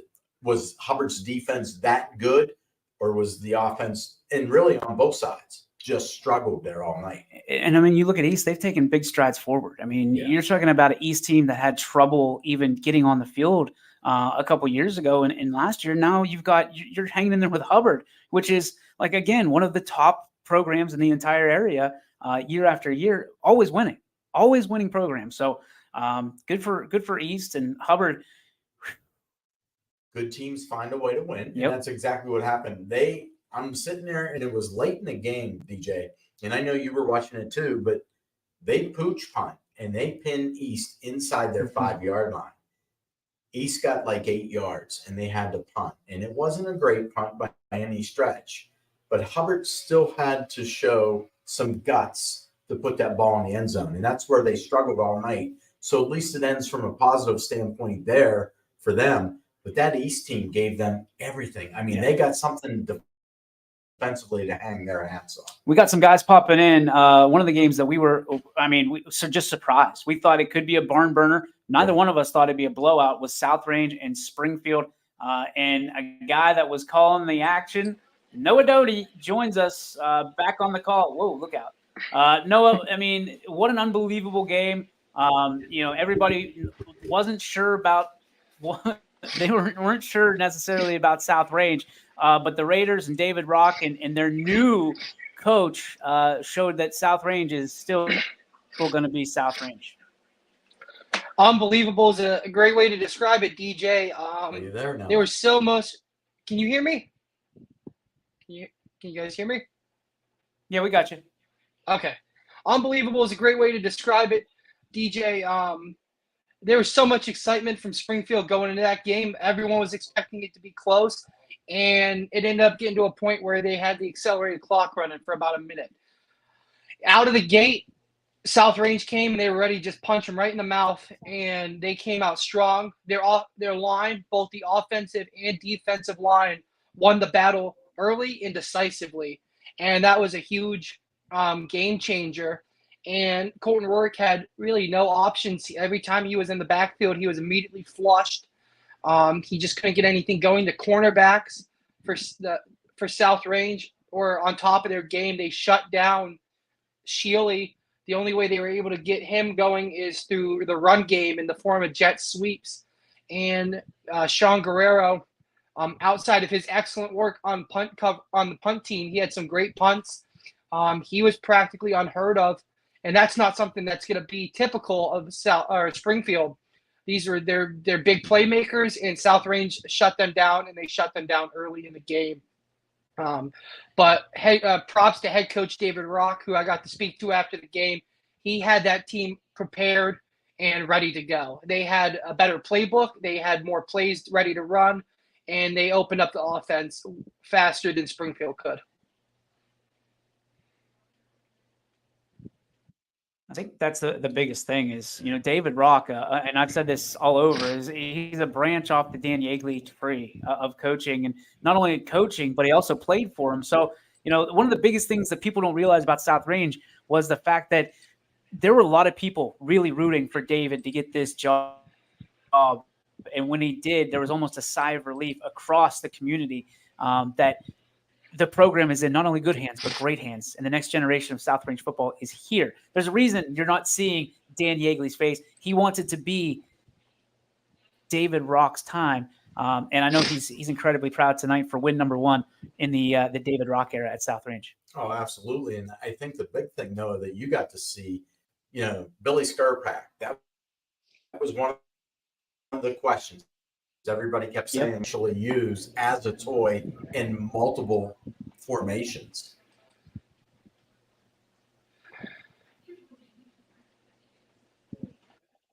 Yeah, absolutely. We saw Tristan Toy. He came out. He was ready to throw. But the way he commanded his offense and was able to run like the play action, put the guys in motion, and just know when to hold on to the ball, what reads he needed to make, and he looked like he was on top of his game.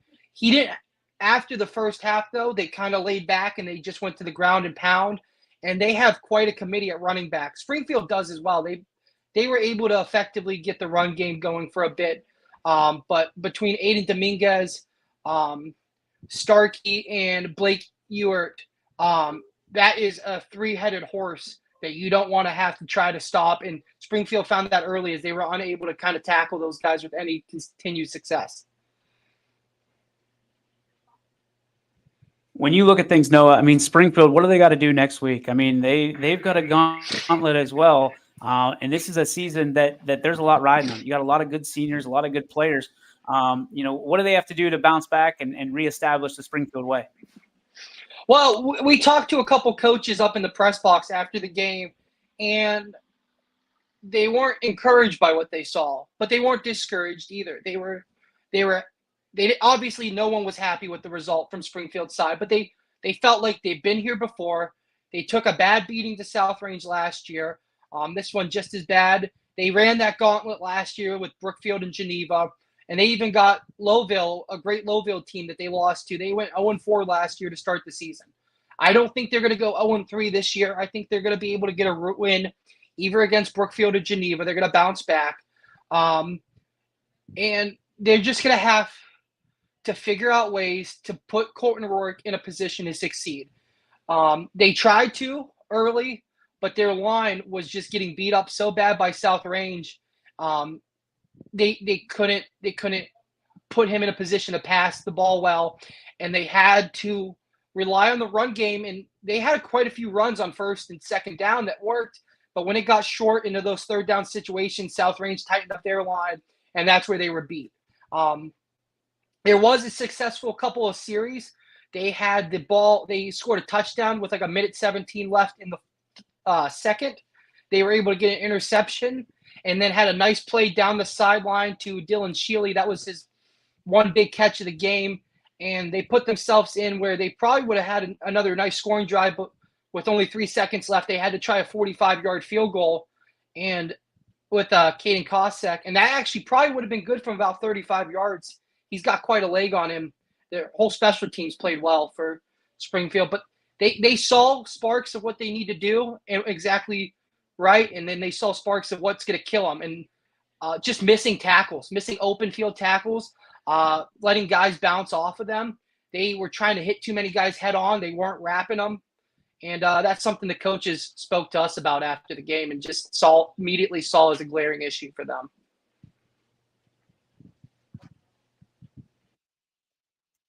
Noah, great job tonight. We're proud of you. You and Steve did a great job. Sounded great, looked great, and that new Springfield turf looks beautiful as well. Thank you so much for joining us here.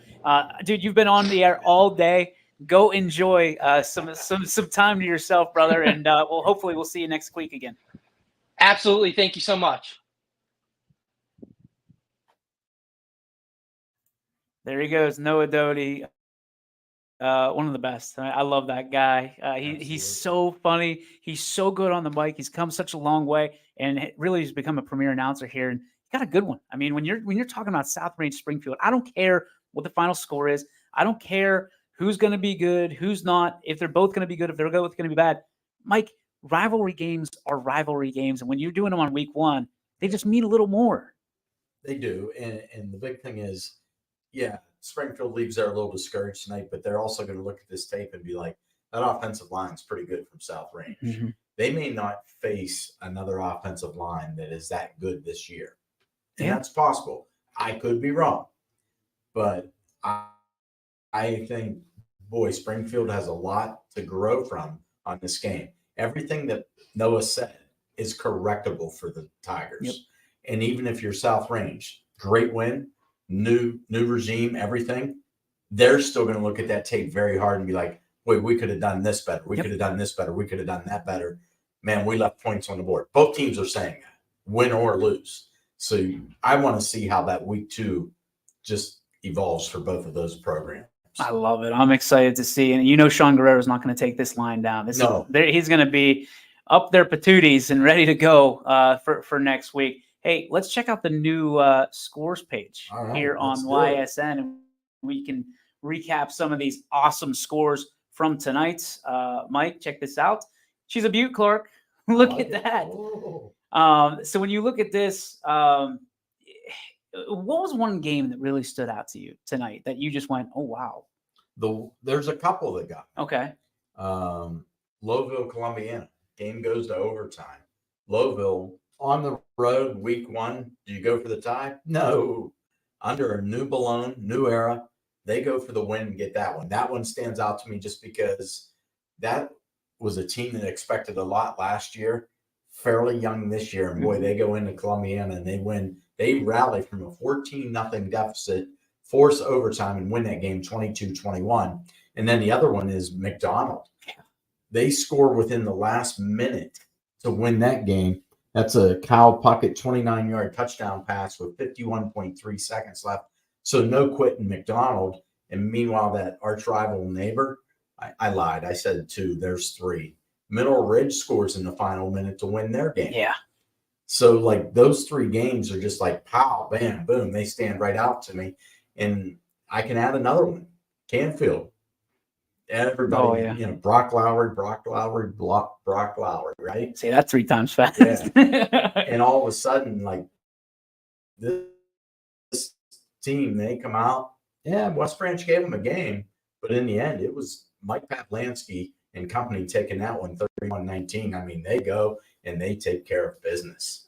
All right, so you want to go do a rundown of the scores? Yeah, we can. Absolutely. Let's see if I can keep up with you here on the scoreboard. You go ahead. All right. So we can tell you that Austintown Fitch goes up to Euclid. They win. I'll update this one for you. It's 40-6. So the Falcons start the season off good. Cardinal Mooney, yes, they were down in the third quarter, but they come back. They win that one 29-26 over Mentor Lake Catholic. That is a good win for them.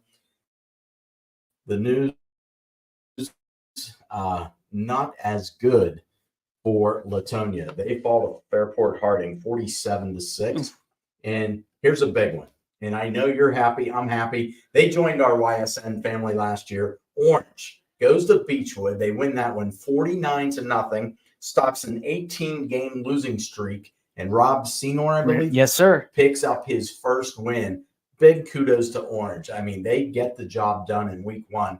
And I can remember last season, once they joined us, we were tuning in and I'd be like, wow, this is tough for them. Like they were out of games like 5 minutes into the game. Yep. And all of a sudden, so this is a big, big building block for them. I love it. See, I was up at Orange last week and there was a different feeling. There's a different vibe. They've got a different helmet this year. It's all orange. We've got one. I'll be wearing it before the show's over. There we go. Guaranteed. As an honor to Rob Senor, to Tim Porter, and the whole Orange team to go 18 weeks, right? That's 2 whole seasons without a win.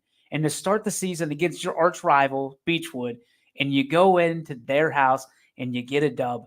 Mikey, there's no feeling like it. I mean, the monkey's off the back, whichever analogy you want to pull is Orange is looking to turn a corner now. And, against Beechwood, that's a big win for them. Yeah. That's a really, really big win for them. So congratulations to Coach Senor and the Lions. It is. And the big thing is like they pop off of that and you're like, wow. But I'm sure coach is already like, I got to get these kids' heads on because this was just one win. Word on the street is they doused them with water after it. So that's awesome. I don't want Gatorade, guys, but, hey, water works too. A little less sticky on the bus ride. Yeah, absolutely. And then Newton Falls, nice win to start the season. But I'll tell you what, East Palestine, that game was looking very lopsided. And all of a sudden, Palestine ends up with 34 points. So that one ends 48-34 and ended up being a pretty decent ball game, I would think. Yep. And that I believe it was a running clock at one point. So that's a bounce back. That is a bounce back. So you got to like that. And then Lakeside, they took care of business against East Lake North 22-14. That's big. Big one there. And then Garfield Heights Trinity all over Ashtabula St. John 38-6. That one was big, and I mean it came. And then Hubbard East, this one right there, it's final 10-6. Hubbard pulls out the victory late as they come up with that one. And then Lakeview all over LaBrea. That was a game we checked into early. It was like 22-0. Ends up being 41-14.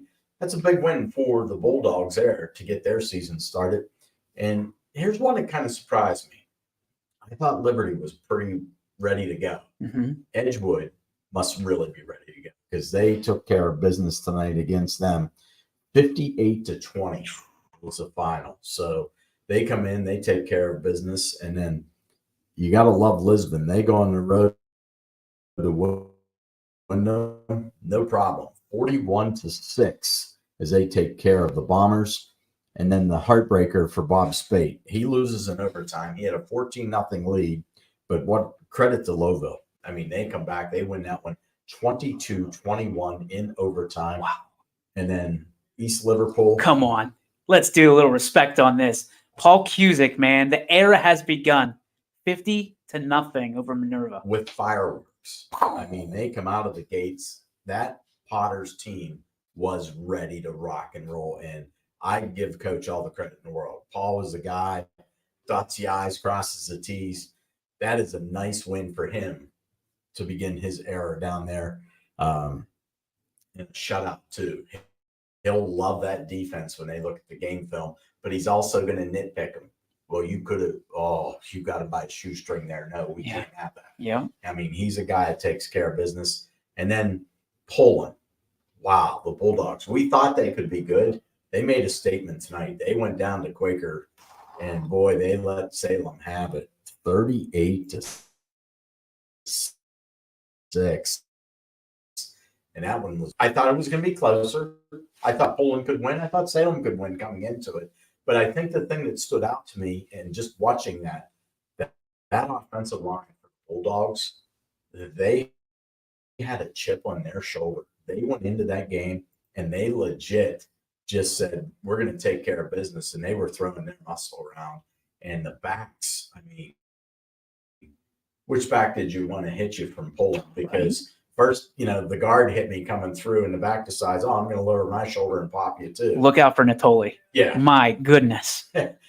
Natoli and meatballs, man. It's coming through. Yeah, it was, they really served up something that I liked. I want to see how they play moving forward, because we know what their schedule is going to be like in a few weeks in that NEA. I want to interject real quick. If you've got a Boardman final, we've been looking for it. We had an update for them. If you got a Boardman final, we'd appreciate it. We know the Spartans were up against it. We can get that inserted into our final scores tonight. And I know B. Miller's out there feverishly getting the final scores in and trying to update this. So when we take our break here in a couple minutes, we'll update and everything. Couple comments: Edgewood 58, Liberty 20 final, and then Sam chime in and says Edgewood is one to watch this year. Well, Sammy, give us a call, man. Come on, you can come on here. We love the 440 on the show. Who we got next? Springfield. We talked about that one. South Range 41-14. They set the tone early and often, and they let everybody know that they're not going to be a pushover. Yep. We got a bullseye on us. Go ahead and go for that bullseye, because we might be punching your bullseye even harder. Yeah. And Southern McDonald, a game again, right down to the wire. McDonald scores with under a minute to go. They come away with just a fantastic win, 25-22 as they come away. And then the shutout, Camel gets their first win, 30-0 as they beat St. Thomas Aquinas. Good for them. I thought they'd win the game.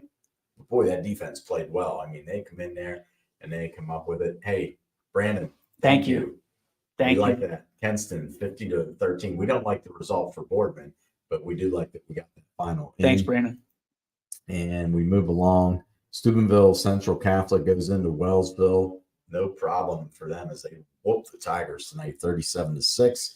And also you have Beaver Local Struthers. How about Struthers?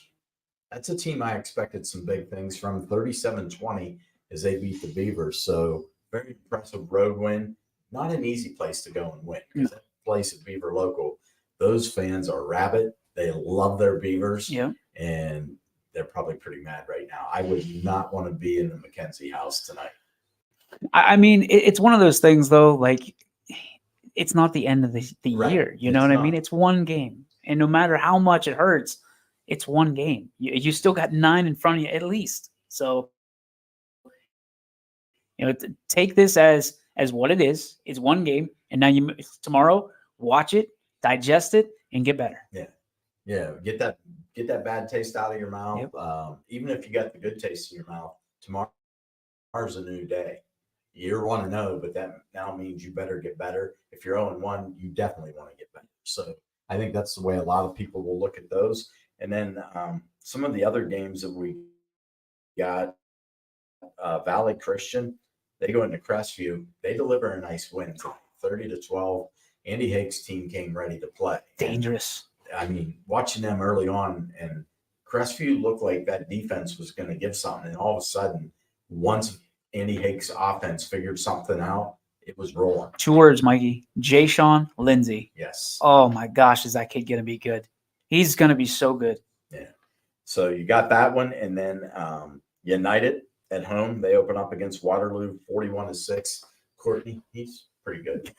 I mean, what can't that kid do? Yeah, that kid is Mr. Everything for them. He is so much fun to watch. And then Canfield, like we were talked about earlier, 38-19. They get the job done. The defending state champs come away with a win. some of the scores that we didn't have video of the games tonight. Brookfield loses to Norway 59-7. Fairport Harbor over Latonia 47-6. Malvern beats Western Reserve 26-7. Garrettsville Garfield a winner over Cardinal 42-0. So that wraps up your scores. And man, the way I look at it, some surprises, some that we thought would be good, some that we thought would win, but just not the way they won or how big they won. Yeah. I mean, you look at this, and we got a chance to, on the Audible Call, to sit back and really look at some of the talent that this year is going to offer. Is there anybody that you saw that really stands out to you that you're going to look here in the next 9 weeks and say, that is an MVP candidate? That's the offensive player of the year? Because obviously there was a couple defensive games, but most of these games were pretty offensive. Pick your poison for Fitch. I mean, speaking of, look who we have. There we Mr. go. Ty Bartell. There we go. Wait, that wait. was a great time. Time out, Ty. You cannot be driving and doing this at the same time. Are you driving? No, we're about to pull into a gas station anyway. I'm gonna need to get something to refuel after that one too. A lot of Fitch offense in week 1, I tell you guys. But I mean, honestly, we look at this and it was the return of Deshaun Vaughn too after that season-ending injury last year. He came back and he showed us what he can do. Both sides of the ball. Had a pick 6 to open up the scoring for the Falcons, and then he had 2 passing touchdowns as well. And showcases what he can do, his talent level, both sides of the ball. I know you talked to TJ Parker a little bit about Deshaun DJ and what he can do prior to week 1, and he laid it all out there. And of course, DJ Williams was DJ Williams again, 2 rushing touchdowns for him, business as usual. And it's like Fitch, just every time you lose a big piece, Jamel James missing at running back. Okay, we'll insert DJ Williams. Devin Sherwood missing at quarterback. Okay, we'll insert Deshaun Vaughn. It's just they always have an answer for that missing piece, and they showcased it once again tonight. Did it look to you like Vaughn was on a mission? Because at least from where we were here at Athletics, it looked like he was taking what happened last year in his injury very personally, and he's trying to make up for it this year. You'll be able to catch a little bit of an interview that I did with Deshaun after, and I kind of asked him too how that felt too through the 4 quarters of the game too, and just you know how that feels. You know how those players, how these athletes, these student athletes are so hungry too, and he's been thinking about that ever since last year when he went down with injury in that St. V's game, or before that St. V's game, and how they were knocked out because of St. V's too. He wasn't able to play in it. That sat with him, that marinated with him a whole off season, and he let it all out on the gridiron tonight. I thought it was just impressive defensively. I mean, Euclid's usually pretty good offensively, and what they did to them defensively, they just shut them down. It was another impressive defensive stuff, and of course TJ Parker, being the perfectionist he is, telling me too there's so many things we need to work on this team too going into next week, and of course you see that. But I like the bounce back ability after mistakes. Fitch had two turnovers, an interception and a fumble inside Euclid's red zone, but they didn't let Euclid have that be a turning point for momentum. They still kept momentum firmly in their court, and they carried it through 4 quarters of play too, really never letting Euclid get close in this one. I like the smile on your face, like, oh. You know dang well that TJ Parker's sitting there going, good, nope, unacceptable, nope, okay, we'll get better. We have to get better. There's also just I'm smiling because of just the amount of high character athletes on this team, man. There's so many just good young men that are just so fun to talk to too, so respectable and just so knowledgeable about what they're doing. And I think that's the best part too, is just being able to talk with them after the game too, after a win especially, and just seeing the smiles on their faces, knowing that a hard weeks of work has paid off for them on a Friday night. Ty, it's one of those things. Was there anything surprising to you? I mean, Fitch seems like a team on a mission because nobody's talking about them. TJ says that they're a team that they don't need to be motivated necessarily by anybody else. They motivate themselves. Did anything surprise you tonight? The amount of sophomore and freshmen that have gotten playing time in tonight's game that made impacts. A running back by the name of DeAndre Richard, a freshman, was coming out of the gates hot in that second half. They were using him as a primary back because Coach Parker talked about trying that injury overload, trying to manage injuries by giving more guys touches to try to get less touches from your big name players. Well, you create other big name players apparently when you do that. DeAndre Richard was one of those guys. He also capped off a 34-yard touchdown run for his first of his career. So shout out to that young man on that one. He had a big game tonight, and a lot of just of those younger sophomore freshmen stepping up, and that's what you need to be, good from the top down, man. Ty, we appreciate you, man. Please be safe. Don't be on your phone and driving at the same time. We need you too much, brother. We need you too much. Yeah, no problem. I'm about to go give this Sunoco some of my business, and we'll get geared up for week 2, boys. Sunoco, not an official sponsor of YSN. No, not at all. Not at all. Ladies and Not gentlemen, we appreciate you, buddy. Thank you so much. I'll talk to you guys. See you, Ty. There he goes, Ty Bartell. How do you not love that kid? Love him. I've sat in the booth with him, prepared, does his homework. Can't be happier for a guy who gets the job well done. And you know what? He's battled some adversity the last few weeks, losing his dad, who's a huge fan of YSN, and he's doing what he loves, and he couldn't wait to get back. And that's when you learn it. And I know when Ty's out there, a lot of the stuff he's leaving out there is for his old man, because his dad watched and listened to every single one of them. So, Jim, we know you're watching, and we know you're proud of your baby boy because he's doing a great job, and he's eating some Sunoco food in about 2 minutes. So he's about to get a Coca-Cola, a Snickers bar, fill up, and 4 tire change, and back on the road. Oh, you asked for him, so here he is, ladies and gentlemen, Ashtabula's finest, Mr. Sam Torres. Maybe, and Sam, you can tell me if I'm wrong, the only more anxious person over the last month than yours truly is that guy right there, Sam Torres. Absolutely. I think that's an accurate statement. But you know what? Here we are. It's the electric score, the Joe Electric scoreboard. We're through week 1, and what a week 1 this has already been. I mean, one of the greatest things is with being with YSN is during calling the games is you can just follow what the scores are going on. And you've got all these games kind of dog-eared in your head and just watching through and listening to a great group of announcers, during half times and, the staggered starts. It was great. It's a great way to start the season off. Unfortunately for the Heralds, it wasn't as great as they wanted to go. But, just touching a little bit on that game, there was a lot that kind of went wrong. And I don't know if they got the yips or what, but there were some special teams plays that really kind of changed the outcome of that game. You got 2 muffed punts in that game that resulted in touchdowns. And, it's hard to come back from that. But shout out to them for, continuing. Both of those schools very, very small. So you saw starters all the way till the very, very end. So St. John actually pulls a touchdown out at the end of the game. And, continuing to fight. It's a team that they're listed at 23, but I think they only dressed about 19 guys tonight. So, it was good to see those kids keep going. Sammy, did you catch any of the final scores, or do you want Mike to run it down one last time?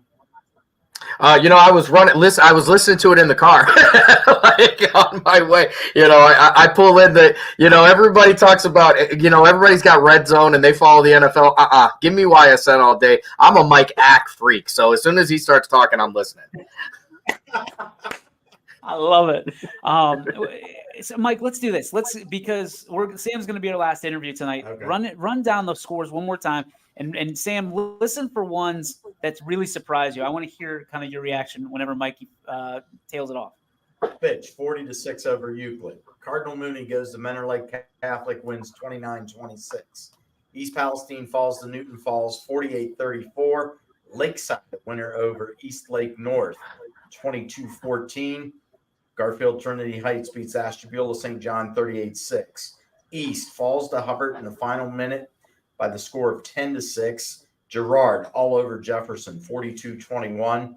LeBray gets hammered by Lakeview 41-14. It is Edgewood 58-20 over Liberty. Wyndham loses to Lisbon 41-6. It is Louisville in overtime going for a 2-point conversion to beat Columbiana 22-21. East Liverpool 50-0 over Minerva. Pie Valley losing to Middle Ridge late in that game 29-22 as they give up a big touchdown. Poland hammers Salem tonight 38-6 in Quakertown. Springfield no match from the defending state champs South Range 41-14. McDonald scores in the final minute to win their game against Southern 25-22. Shutout by Camel over St. Thomas Aquinas 30-0. 37-6 Steubenville Central Catholic over Wellsville. Beaver Local falls to Struthers 37-20. Crestview falls at home to Valley Christian 30-12. United 41-6 over Waterloo. West Branch can't get it done in Canfield tonight as the defending state champ Cardinals win 38-19. Boardman lost to Kenston. Orange snaps an 18-game losing streak as they shut out Beechwood 49-0. Garrettsville, Garfield 42, Cardinal 0. Malvern, a winner over Western Reserve 26-7. Norway 59-7 over Brookfield. And lastly, it is Fairport Harbor over Latonia 47-6. I do have one other score. Somebody text me while we were on here. Just give me 1 second. I'm going to pull it up for you. It's on my phone. I just got to open it up. And it is, let me find it here for you. Edison.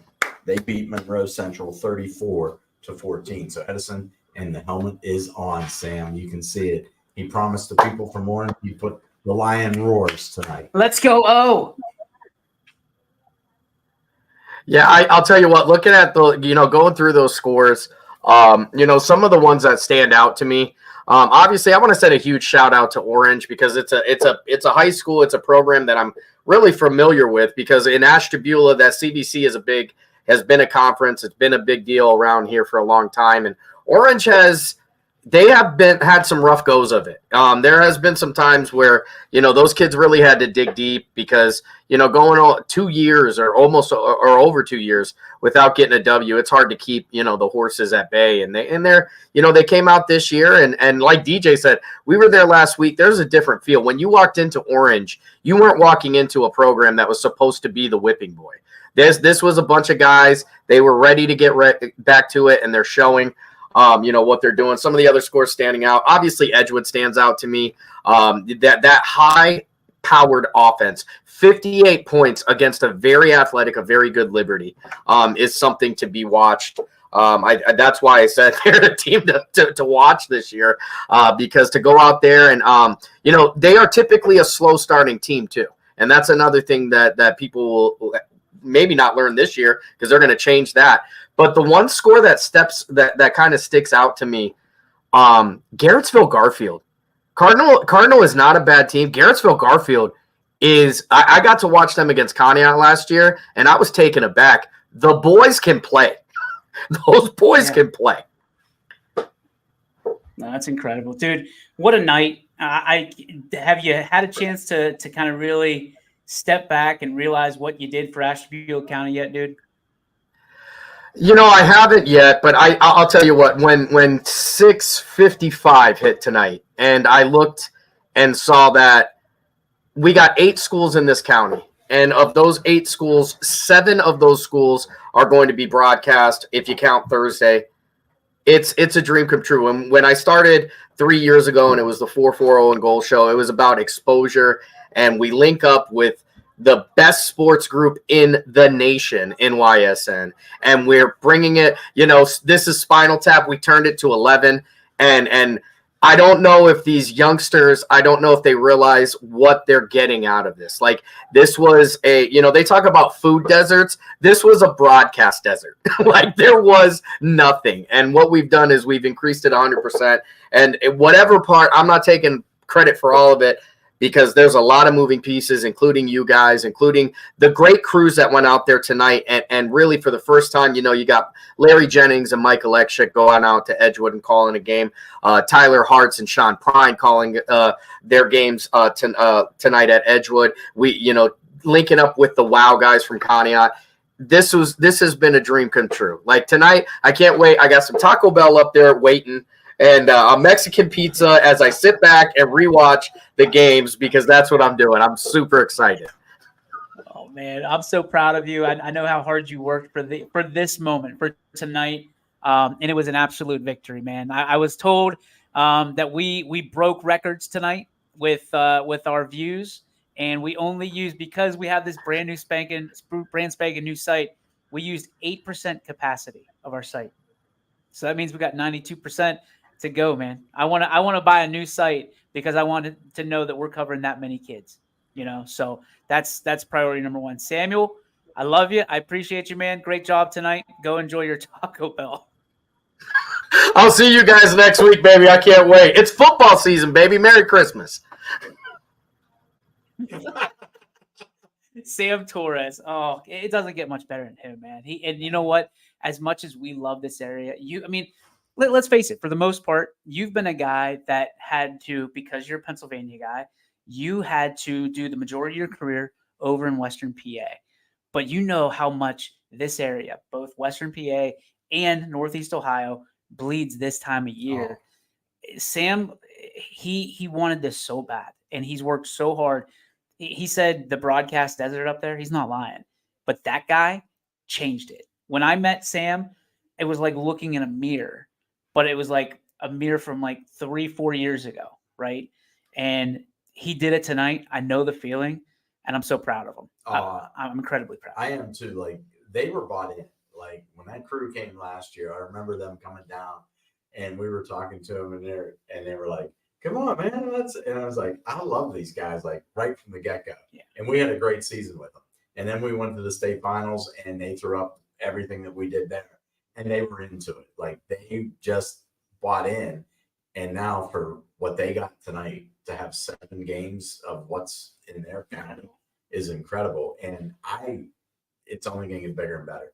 I know more people are looking for this, and it's incredible what it gives the student athletes, just their coverage, for the fans, for the grandparent that maybe lives in Texas, they can see their grandson play. And this is funny, like, it was, as we were getting about halftime tonight, I didn't even have to ask you twice. I'm like, make sure we get some bands on. And it's big. Like, it's huge. It's just, because they work hard too. Yeah, they work hard. We show cheerleaders when we can. Yep. And it's like, it's a whole combination that makes one season come together for everybody. And when we say people look forward to this, I joke with you in May, but I'm kind of serious. I know you like, are. I'm kind of serious because, like, I live for this. Yeah. Like, I love this. And, like, the 1 year I didn't do it, I missed it. Terrible. And I'm glad I'm back. We're glad to have you, man. Always. What a night. All right, last question I have for you, dude, as we're going to get to the comment here real quick. Hey, look, Brandon chiming in. Hey, he gave us our help, so we got to shout him out. Thanks, YSN. I got to watch my alma mater, Edgewood Warriors from Columbus, Ohio, and I recruited for Air Force in the Trumbull and Mahoning County schools, and it's great to keep up on schools I still have friendships with, all that stuff. Keep up the good work. Thank you, Brandon. Thank you for the help getting the scores, man. That's huge. You're welcome here anytime. We'd love to make you an honorary YS Nation member. So thank you very, very much. I got a question for you, and I know it's way too early to think about this, but what team goes the furthest this year? We've seen them all now. Week 1 in the books. What team, to close out this show, in Mike Ackelson's eyes, who's been doing this for over 3 decades, goes the furthest this year? Prediction sure to go wrong, I guess, because we all know it's all up in the air in week 1. Well, I'm going to go back to a team that won last night. I think when you get a game out of the gate, the magnitude that Ursuline had to face perennial state power Steubenville, and to me, they made a statement. Yes, it was a close game, and it should have been a close game, but they won that game with Dan Rear. I can tell you, he probably put a good 10 months in to making sure his team was ready to go from the gate. And right now, if I had to pick a team, and I'm not showing any slight to anybody because that's going to change over the next few weeks, and we know that. But if I had to pick one team right now, I'm on that Irish band. That's your horse. That's my horse because they did what they had to do. Incredible. And I'm like, I can't wait to see. They look good. They look good. but imagine how much better they'll be next week. I know. Because I guarantee you, I know Dan. He just sat there and he's like, it's a nice win. How many times did he watch that game film today? He's probably watched it 4 times already. You think? Yeah, and he has dissected it, ripped apart, and those kids probably walked in like, oh, yeah, sit down. You sit down right now. You see that block. If you would have held that block, we would have scored on that play. We wouldn't have scored 2 plays later. That's a champion's mentality, though. It's just his mentality. I love it. I've always loved it, and it's just fantastic. There's several others that will peak. We'll make little predictions each week. And I'll flip it to you. If you saw a team and you can't pick Ursuline because I did first.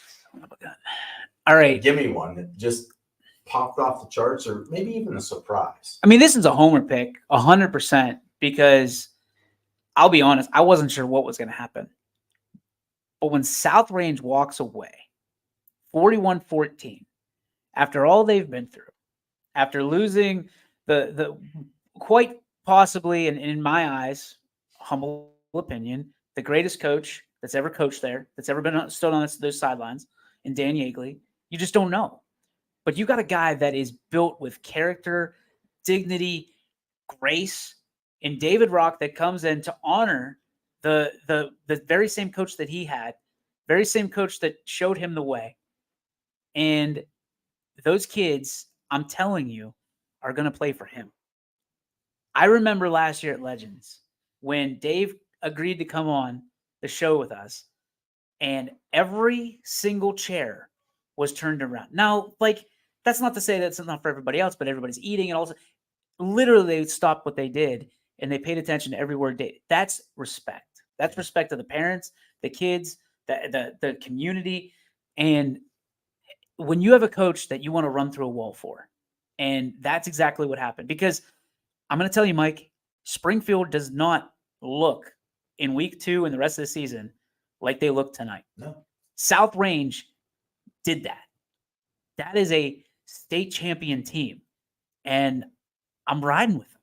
I'm riding with them again. I apologize for anybody that thinks that I wasn't riding with them in the first place. That was never the case. That'll never be the case.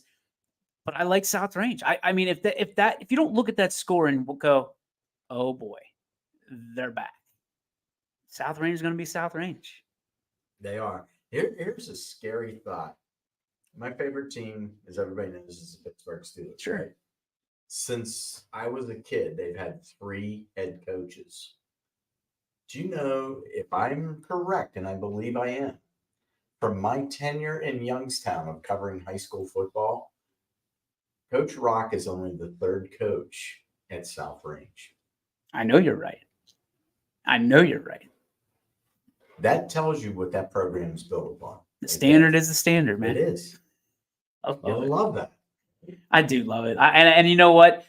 Again, people are going to look at that Springfield score and they're going to think Springfield is not who they thought Springfield was. I'm telling you, go ahead and sleep on the Tigers and see what happens. Sleep on them. I'll ride with them Tigers. I love, like, Sean Guerrero, one of my favorite people. Yeah. I love when he calls me because I know I'm going to get my chops busted. I know it. I pick up the phone knowing that there's a one-liner, a zinger coming at me. But I can tell you right now, he's not resting comfortably because he's looking at this and thinking to himself, my gosh, my golly, my boys are going to ride next week. And they're probably going to do some running tomorrow. Yeah. Bring the running shoes. But at the end of the day, like a rivalry game like that, let's go. Range has got me excited, dude. They've got me excited. I love it. That's going to do it for our show, man. The 30th season of the Overtime Report. A guy that was there for, were you all 30? 25 of them. 25 of them? I mean, 30 seasons of the Overtime Report. Still, to me, the best report out there on television. Dana and the crew going to take over here in about 12 minutes or so on Channel 21 WFMJ. I want to thank Jack Gerdick over and over and over again. I know he's got a special place in your heart, a special place in mine. He and his team have been so influential in helping us. Anything we need, there's so many stories that I could tell you about Jack Gerdick and the character and how much he actually cares about us at YSN and his employees. So just wanted to give him a shout out and say thank you for everything he does. That goes recognized and unrecognized, because that's just the kind of guy he is, and believing in us when nobody was. Yeah, you know what I mean? absolutely. That was the shot in the arm, and it's been a shot in the arm every day. I got to pinch myself. So, and I don't like shots.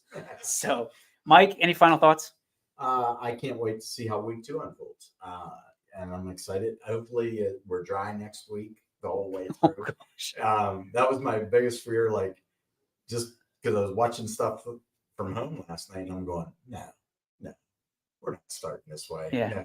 Because I almost was going to look at you. Friday night was going to be bad. I was going to tell the people at the racetrack, hey, I made an audible call.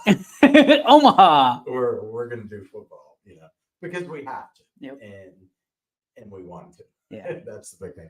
I think I want to see how some teams bounce back, and I want to see how some teams look off of a great first week. Awesome. Don't rest on your laurels. Come ready to go, because week 2 will hit you in the mouth if you're not ready. Week 1 in the books, man. We did it.